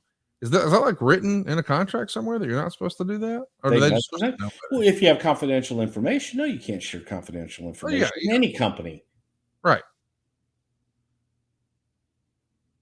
Look, Dave Meltzer's a fraud. He knows it. My God. You're just mean today. No, I'm not. I'm not mean today. Well, let's talk about Batista. He's in this interview saying Deacon Batista was the low point of my career. I went from being a big local star as Leviathan, and I was made into a nobody. Quote, when I got to the WWE, they chopped my legs off at the knees. They put me in a suit and made me carry around that stupid box. After that fiasco, it was hard to repackage myself and pick up steam to get where I am now. And he also says he'd like Lesnar to come back. Of course, this is after WrestleMania 20, but he didn't say that about Goldberg. Quote, it seems like a lot of times we were bouncing around making him look good. I don't think Goldberg ever really had a grasp of wrestling or got it. Goldberg is a friend of mine and I like him personally, but he didn't just have that love or passion for the business. He was a paycheck player. Most performers have a weak link, but I don't think Triple H does. He's technically as sound as can be, and he's incredible on the microphone. He's rugged, looks good, and his psychology is incredible. Of course, Meltzer was critical of all this, but he even says that the term paycheck player That is a Triple H term. What do you make of his assessment of Goldberg and his assessment of Triple H, and more importantly, his criticism of WWE cut me off at the knees and put that damn stupid box around my neck? Oh, I would disagree with him on that. It was an entry. It was an opportunity. And I think that opportunity worked out pretty well for him. Yeah, I think it worked out just fine. So that's cutting somebody off at the knees, and we'll cut everybody off at the knees. WrestleMania 21, man. What a big moment it is. Triple H makes his way to the ring with Motorhead performing his theme, The Game. And the match goes 21 minutes. Probably one of the longer matches Batista had at this point in his career. And after a low blow and a near fall, Batista hits the Batista bomb. And we have a new world heavyweight champion. And even Meltzer would say this is one of the company's best storylines in years. The show did 1,090,000 worldwide pay-per-view buys. At the time, the largest non-boxing number for any pay-per-view event in history.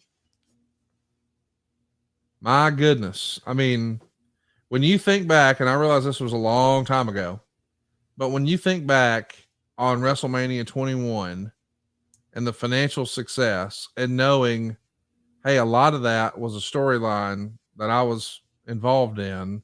I mean, what a sense of pride that must be. The biggest pay-per-view of all, non-boxing pay-per-view of all time. That's incredible, Bruce. Yeah, it was incredible. I think but I think that's a testament to storytelling and long-term storytelling from the standpoint of making something pay off in a major way and having the patience to allow things to develop. And I think that's what it's a testament to.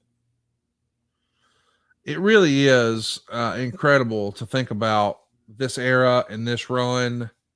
Like, who's happier after a big night like this? Hunter, Batista, or Vince? Hopefully everyone is. Yeah. I mean, it's a great night. It's a great night and a great payoff. And any time that you can pull that off is a feather in your cap, and it's a good feeling. However, next day is Monday and you got a live TV show to do. Don't have a lot of time to relish in the moment. You got about 60 seconds afterwards, and then you're going, okay, what are we doing tomorrow? We've talked a little bit about Vince's relationships over the years with the world champion. Was that still something he was big on in 05? I mean, I know once upon a time you used to say that, you know, he was on the phone and in regular communication with the champ every day, sometimes multiple times a day. Is that still existing here in 05 with Batista and Vince? Yeah, absolutely. Look, Vince is very hands-on with talent in general. And, you know, the top guys, without a doubt, he was very hands-on and had relationships with. How do we get guys comfortable with that? How does Vince try to build that relationship? Is he just in regular communication with them? He's calling them. He's asking them to call him. What's he asking? What's the conversation? What's that look like? Just all of the above. And it's a constant creation and a critique, and where you evaluate every single, I mean, man, it's evaluating how you walk to the ring. It's evaluating what you wear to the ring and when. And it's every minute detail that some people may think is excessive. But I also think that that's the secret to the success, is paying attention to every single detail. And the little details matter. Do you think Vince sits down and explains the responsibility of being the world champ? I mean, we've heard about in the 80s and 90s how, you know, that means, you know, you're drawing the house. You're the top guy. You're the face that runs the place. You represent the company in everything that you do. You represent the company walking through an airport. You represent the company whenever you're out doing interviews. Every single thing you do, if you go out to dinner with your family, you're representing the company. And that's a big responsibility. And you don't have the luxury. Man, your private life is in your home. And that's pretty much it. So when you're out in public, you are a public figure. And that's the price that you have to pay, and be able to help guys navigate through that. And that's important. And it takes time, and it takes constant reassuring and constant reinforcement to help them along the way.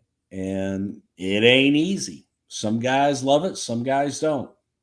And you have to embrace it, and it's how you embrace it and how you take care of it. It's, Eddie Guerrero, huge, absolutely, one of the most popular talents we ever had.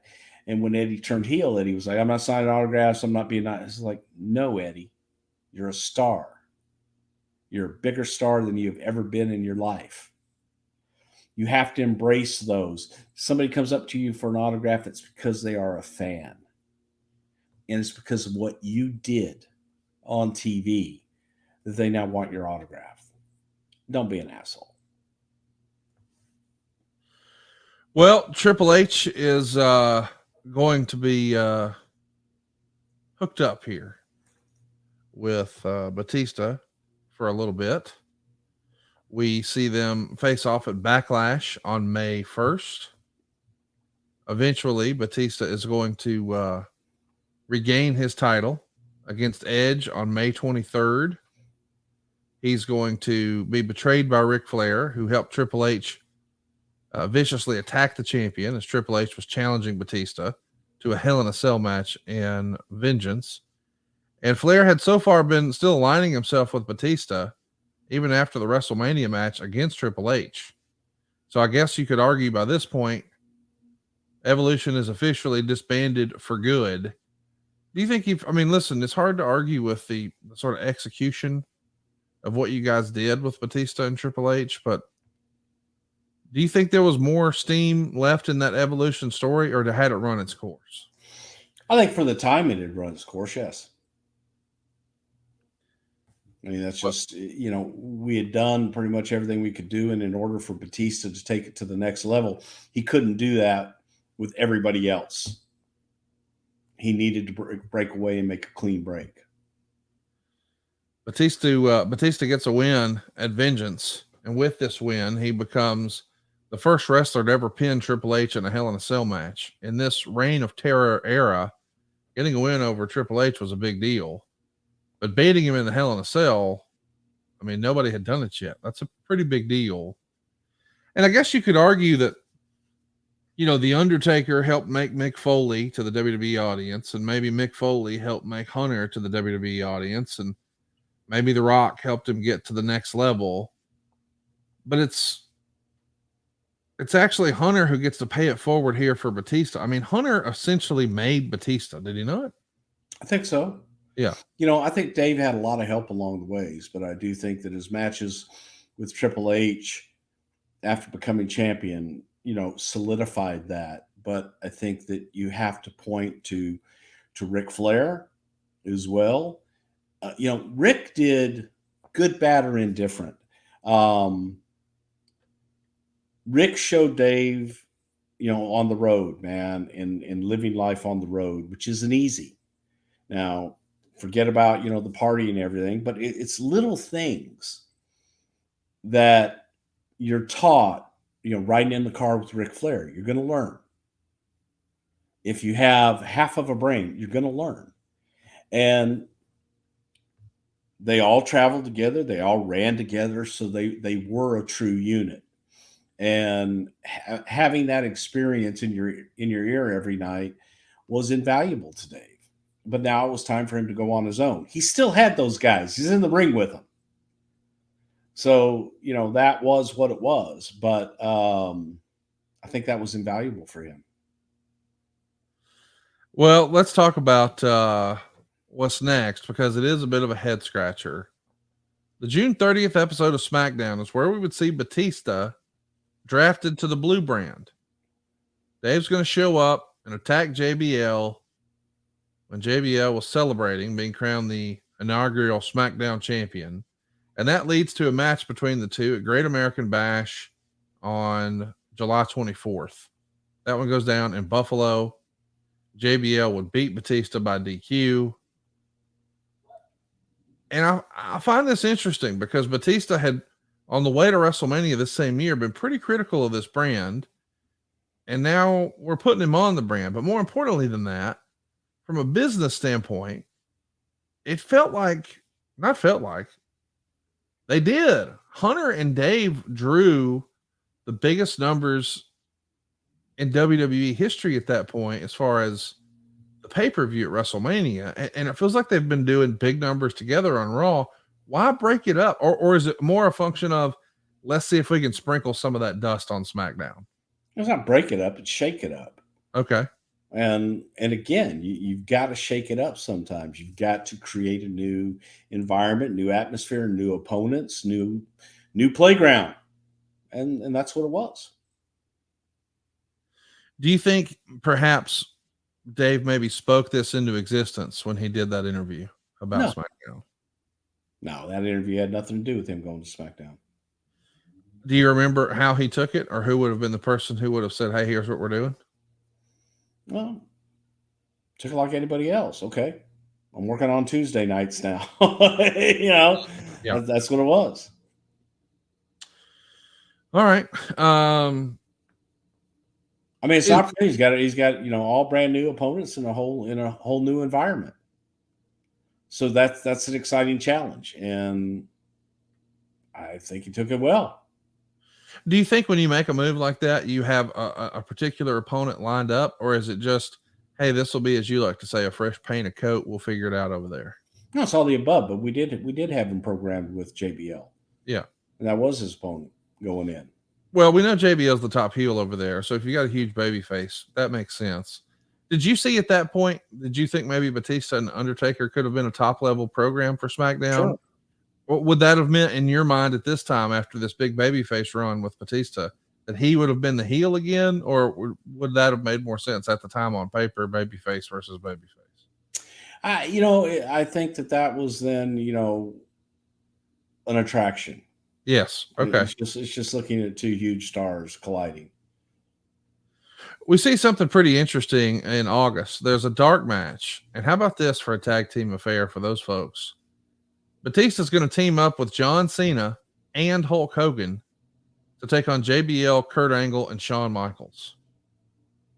That to me is incredible. And Batista, who's a SmackDown guy now, is on the Raw show. Maybe it's a way to try to build an epic match for the live crowd. Maybe we're trying to get ready for SummerSlam, but either way, 6 days later, Batista beats JBL at SummerSlam in 9 minutes and 7 seconds in a no-holds-barred match. What do you think JBL thought of working with Batista? I mean, we've talked a lot about JBL against John Cena and a lot about JBL and Eddie Guerrero. We haven't spent as much time talking about his feud with Batista. Did they not click? I thought they clicked great. Okay. I thought so. Again, a completely different style than Triple H and the guys he's working with on Raw. Completely different. And it was probably a more traditional heel, old school heel in JBL. But I thought they did click. And I thought we did good business with them. What's next is Batista working a feud with Eddie Guerrero. Sometimes it's one-on-one. Sometimes it's in tag match. And he's still feuding a little bit with JBL. And then on September 9th on SmackDown, I guess Batista and JBL have that blow-off with a Texas bull rope match where Batista retains the title. We don't spend a lot of time talking about the Texas bull rope match, but by God, you claim Texas loud and proud. What do you think of the bull rope match?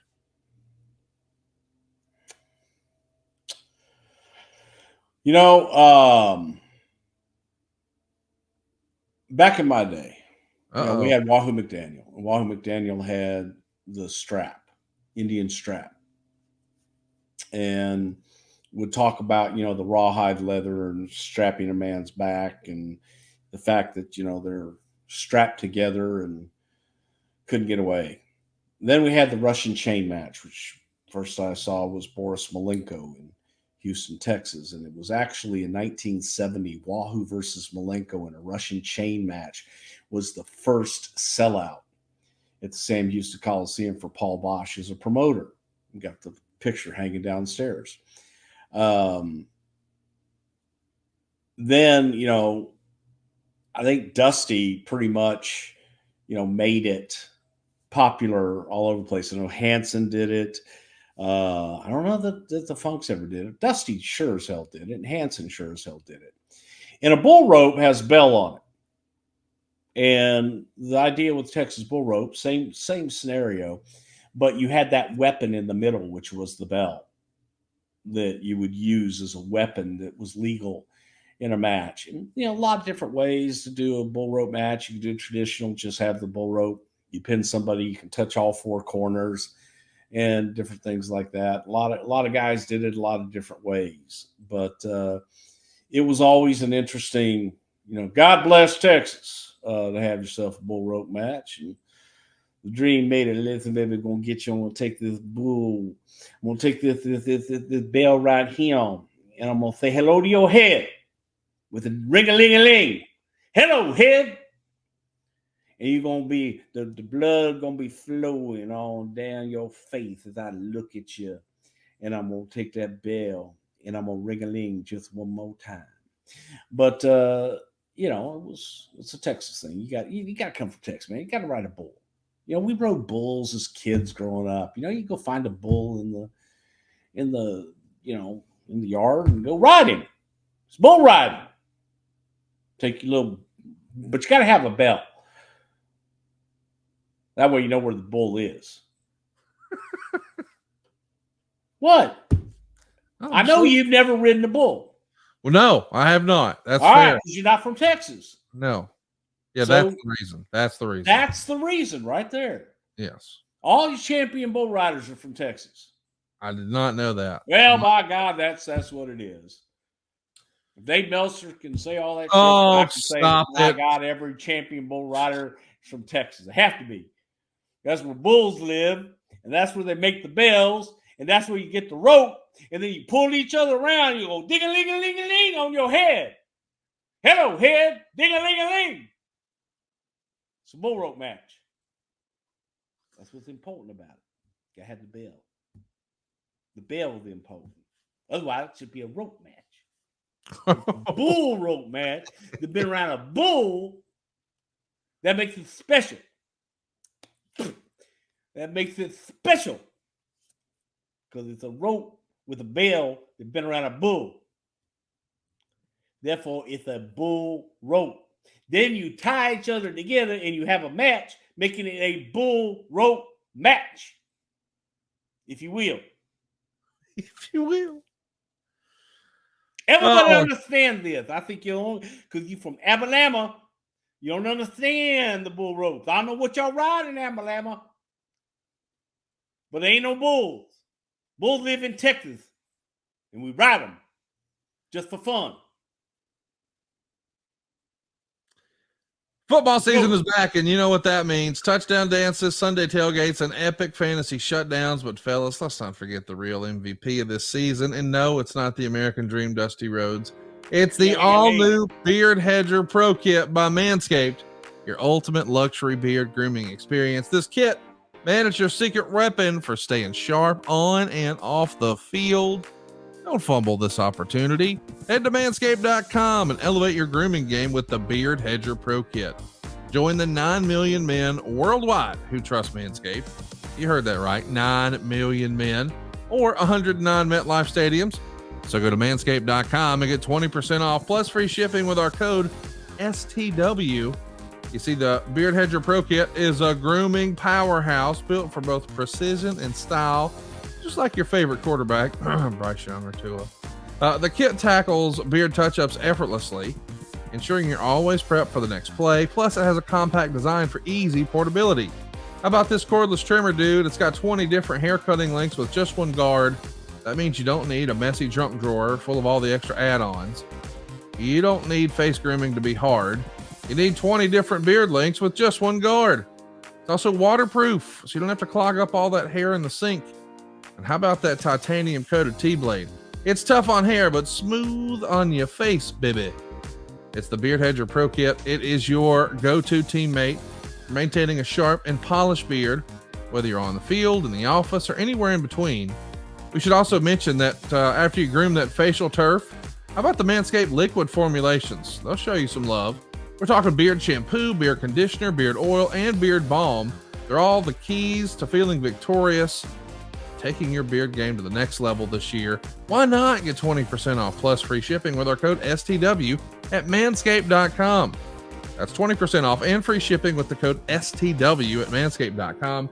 20% off with free shipping at manscaped.com. Just use our code STW. Your grass is not artificial. Keep it shaved with Manscaped. So listen, up next we see Batista. Ring on your head. That's right, me. You tell him. You get that bull rope, and you go ring-a-ling-a-ling-a-ling on her head. Look at that beautiful dog out there in the back. She's out there. She barking. She go ring-a-ling-a-ling, daddy, right on their head. That's what you do. She from Texas. She's from Crosby, Texas. Came all the way up here to be with me because she knows how to ride a bull with the bell. Ring-a-ling-a-ding-a-ling on their head. They don't fuck with her. Let me just go ahead and personally give a shout out to a friend of the show, Logan Paul. Thank you for inventing Prime and giving us Prime Bruce Prichard every morning when we click record. Oh, there it is right there. Hey, so as you and I are recording, we're like less than 2 weeks away from Logan Paul's big boxing match, if you will, with Dylan Dennis. The Texas bull rope boxing match. I could give them a few pointers and go ring-a-ling-a-ling on Dylan Dennis' head. What do you listen? You're a heel.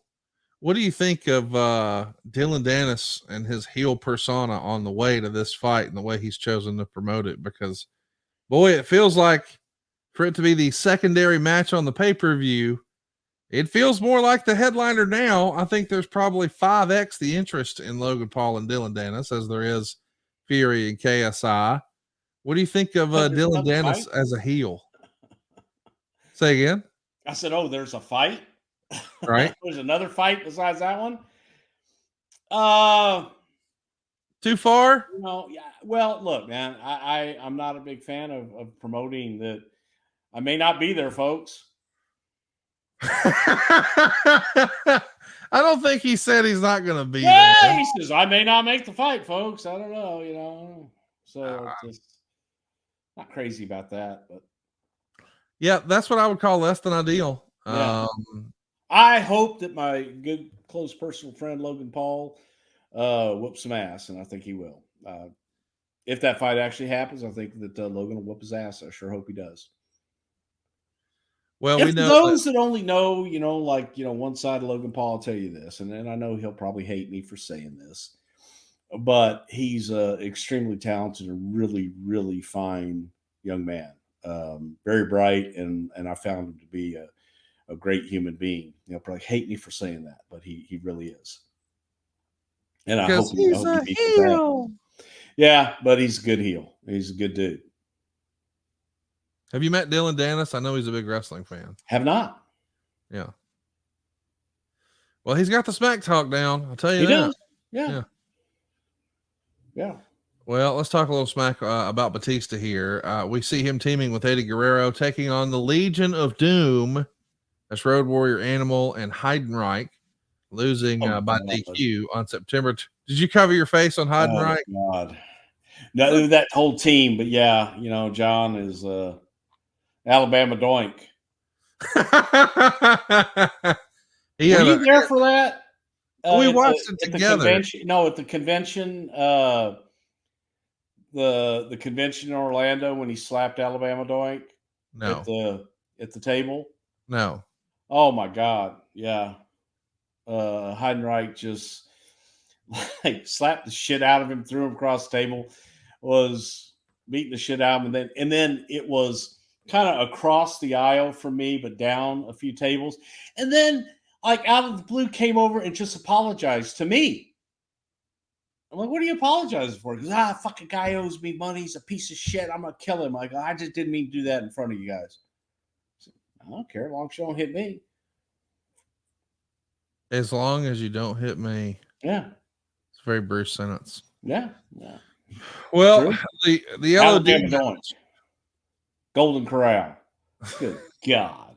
That's right, Dad. That was right, Dad. That was basically your parking lot. No, it's not. I think it was it's like the other end of the state. Same difference. I'll tell you this though. Matt, how many states does your estate encompass? Will you stop? Dude, your state like goes through like Georgia, Alabama, Mississippi, Tennessee, Louisiana.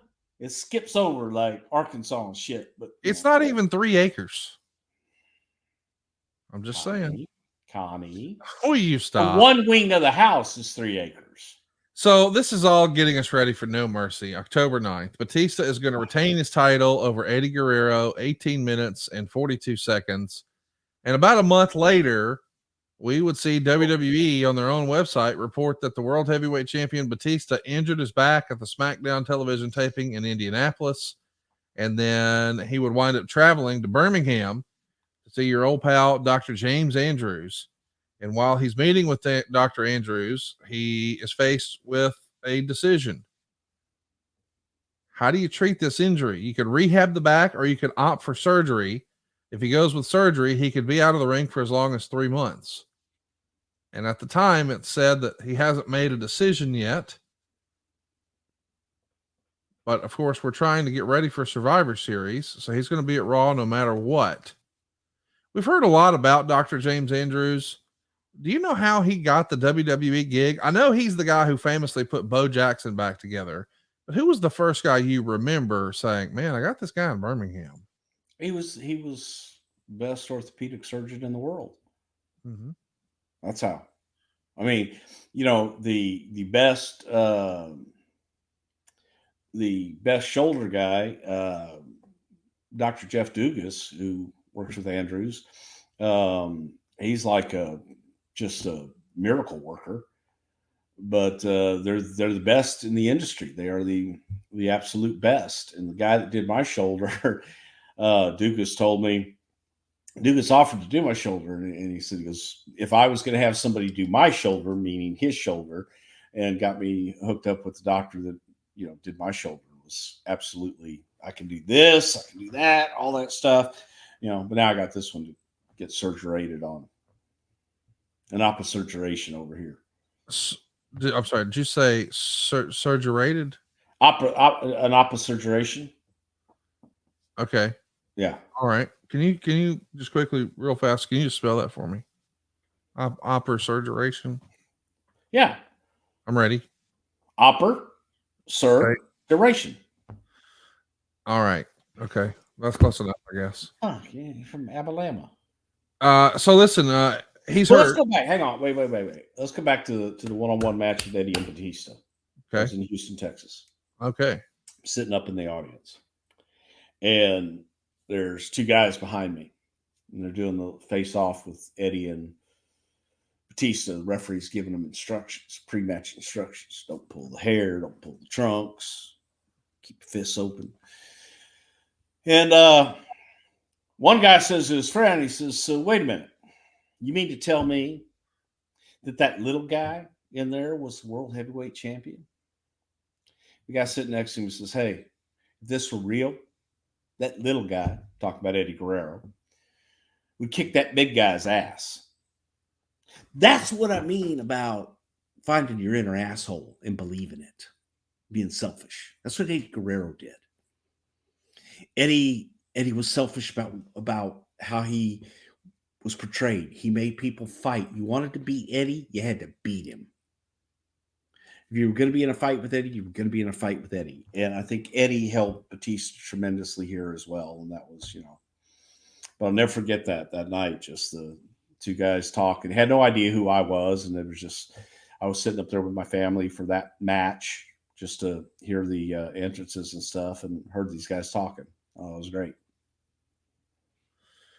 Well, we've got a plan for Batista to defend his world title. He's got to hurt back here, but we're gonna make it happen on November 13th. It'll air on the 18th, and then the plan is for him to defend this world title against Randy Orton and Eddie Guerrero in SmackDown, and it's supposed to happen on November 13th. Dave would write in his book, Batista would write in his book, don't confuse it. On November 12th, 2005, my wife and I were in Minneapolis staying at the same hotel Eddie was in, the Marriott. We were all going to Europe for a tour. Eddie called me that night pretty late. I think it was about 2 a.m. I was already sleeping, so he left a message. At the time, I was the champion. The plan was to pass the title back to Randy, but I wanted him to put it on Eddie. I told him earlier that I was going to ask Vince for him to do that. Well, Eddie called me and left a message saying he really appreciated what I was going to do, but he thought it was the wrong decision. Randy should be champ, not him. Quote, we should do what Vince says. Vince is smart. He knows this business. He wouldn't make a wrong decision. It's what's best for his company. That was the voicemail that Eddie left Batista. And the next morning, of course, we know Chavo went to Eddie's hotel room. Eddie didn't answer the wake-up call. Chavo goes into Eddie's room and discovers that Eddie has passed away. And obviously that means the show is going to change now. All the storylines are put on hold. A real life circumstance hit us all in the face. And the next Raw and SmackDown both acted as tribute shows to Eddie.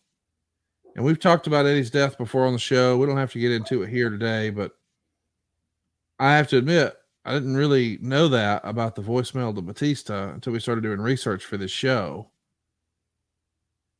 And I guess I didn't really know how tight of a friendship Batista and Eddie had. What can you tell us about that? I think, Dave realized, and, as did a lot of people, that, Eddie really helped his career in teaching him. Again, you're working with a completely different type of individual when you're working with Eddie Guerrero. And Eddie, taught Dave, okay, yeah, I may only be 5'10", but I wrestle like I'm 6'10", and be able to take Dave to that next level and be able to help him with his career. I think Dave really appreciated that. I don't know how close they were as, friends or anything, but look, that's just how Eddie was. Eddie had a big heart, and Eddie, wanted to help those who were willing to do the work. And that's who he was. It's really brings perspective to some of the silly storyline stuff, and he said, she said, we discussed here on the show.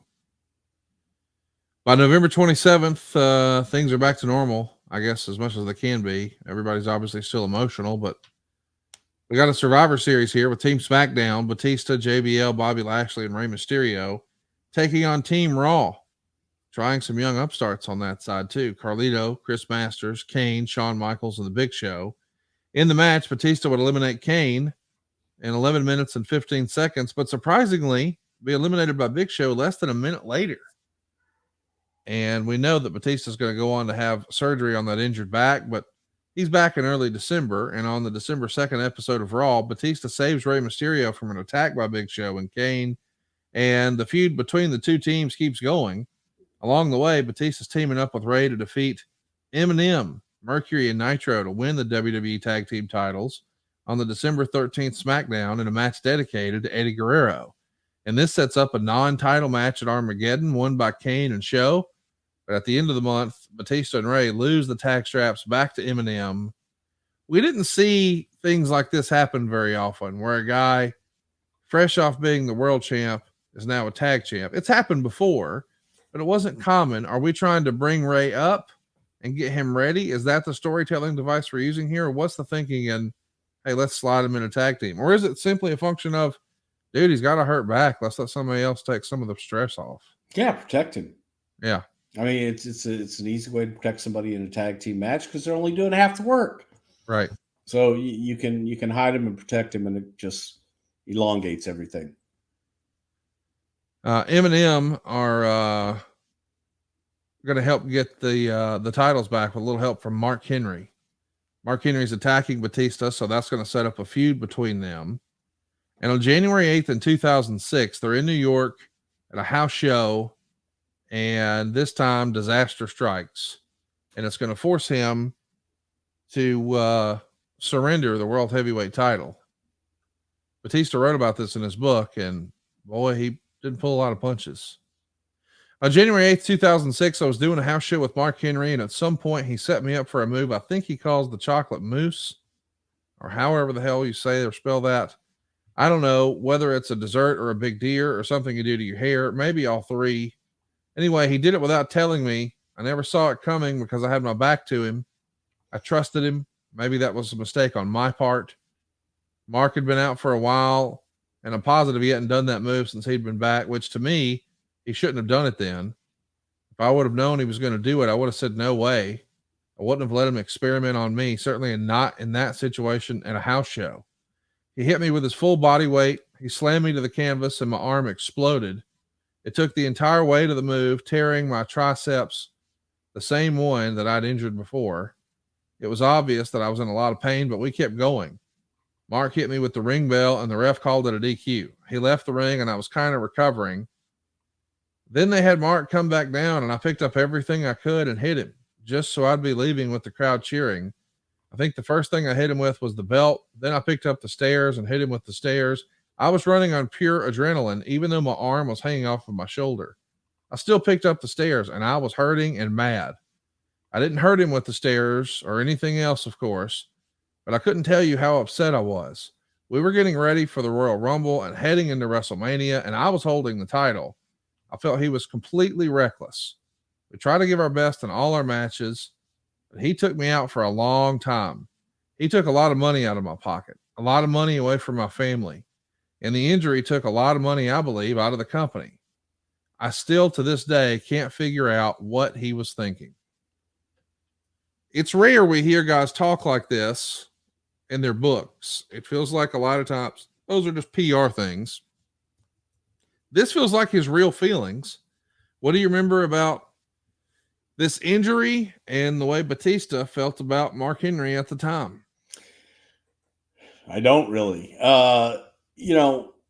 Again, shit happens sometimes. And I think, look, Mark's a big, strong son of a bitch.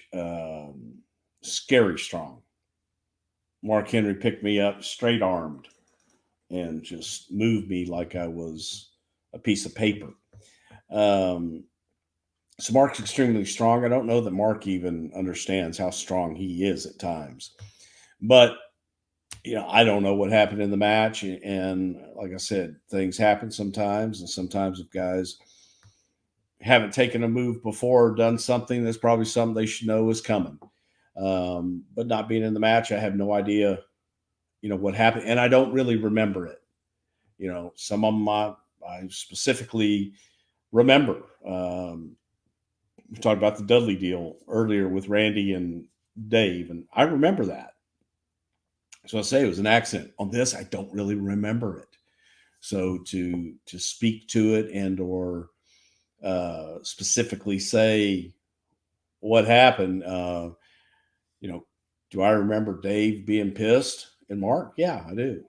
But not the specific instance to be able to recall that. And I think that, some people, look, man, Mark's a big bastard.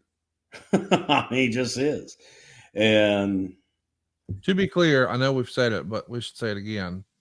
No chance Mark Henry hurt him intentionally. Oh, God, no. Absolutely not. Mark doesn't have he might have, but I don't think Mark we has hope we never see it. I don't ever want to see Mark Henry's mean side. No.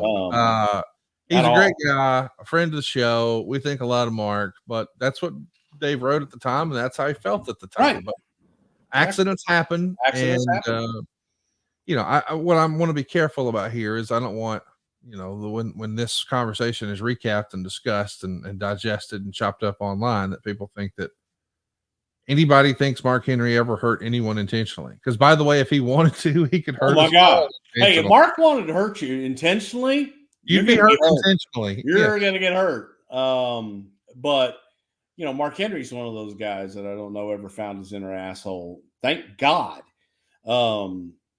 But wonderful guy, and again, I don't think he ever would intentionally try to hurt anybody. And to the contrary, I think Mark maybe overcompensated in taking care of his opponents, and shit happens sometimes, man. It's unfortunate.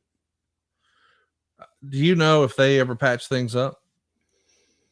I don't. I don't. I think that it may have been, in the moment. It may have been after time. I hope they did, but I have no idea. Well, what I know is I'm excited for us to break down the rest of Batista's WWE run. We'll do that on an upcoming Something to Wrestle. We'll take a pause right there because Batista's career is going to take a pause. He's going to fly down to Dr. James Andrews in Birmingham. And when he walks through the door for surgery, be told, I'm sorry, the doctor's having a heart attack right now. And as a reminder, he's going to be injured, so he won't be wrestling at WrestleMania. And by the time he actually gets back on camera for WWE and returns to the ring, it's July. So he's missed several months. But along the way, they film a SummerSlam commercial that people are still talking about to this day. We'll talk about all that and a whole lot more on the next time we sit down and talk about Mr. Dave Batista. By the way, you can get all these shows early and ad-free over at adfreeshows.com. It's loaded with exclusive bonus audio and video content you can't find anywhere else. Like the book with David Crockett, The Insiders, Ask Conrad, Mailbag Monday with Mike Chioda and Nick Patrick, Tuesday with the Taskmaster. How about the brand new series, Lex Expressed? That's right, Lex Luger is joining us now over at adfreeshows.com. Not only get to be a part of the live recordings of these shows, you also get to do live Q&A chats with all the hosts, do watch-alongs, and so much more at adfreeshows.com.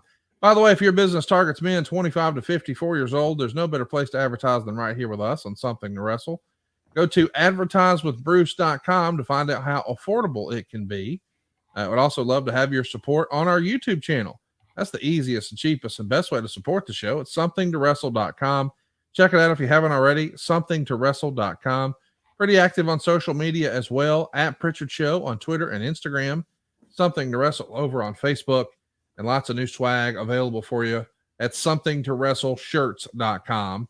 We've got doot fanny packs and so much more. Bruce, I never know what to expect when we sit down and click record, but I got to tell you, when we get back together and talk about Batista some more, there is one question that Mikey from Black Label Pro has been wanting us to get to the bottom to for seemingly almost 2 decades. So we're going to have to discuss that and more next time. Go ahead. Ask his question. What's his question? How big's Batista's dick? 74 and 3/16 centimeters. All right. I'm going to have to go convert that to inches, and we'll see you guys next week right here on Something to Wrestle with Bruce Prichard. Rock on. What about Dave Meltzer? What should he do? Fuck him. Oh, come on, man. Hey, it's Conrad Thompson here to tell you a little more about what adfreeshows.com is all about. Get early, ad-free access to more than a dozen of your favorite wrestling podcasts every single week, starting at just $9. That's less than 20 cents an episode each month. And yes, you can listen to them all directly through Apple Podcasts or your regular podcast apps. How easy is that? Ad-free Shows also has thousands of hours worth of bonus content and docuseries like Title Chase, Eric Fires Back, Conversations with Conrad, and The Insiders. Plus new series like The Book with David Crockett, Monday Mailbags with Mike Chioda and Nick Patrick, and a whole lot more. And you want to talk about early? You can't get any earlier than listening to the shows live. You can be a part of the live studio audience as we record the podcast. Plus, ride shotgun alongside your favorite childhood heroes for live watch-alongs, Q&As, and other interactive experiences every single month.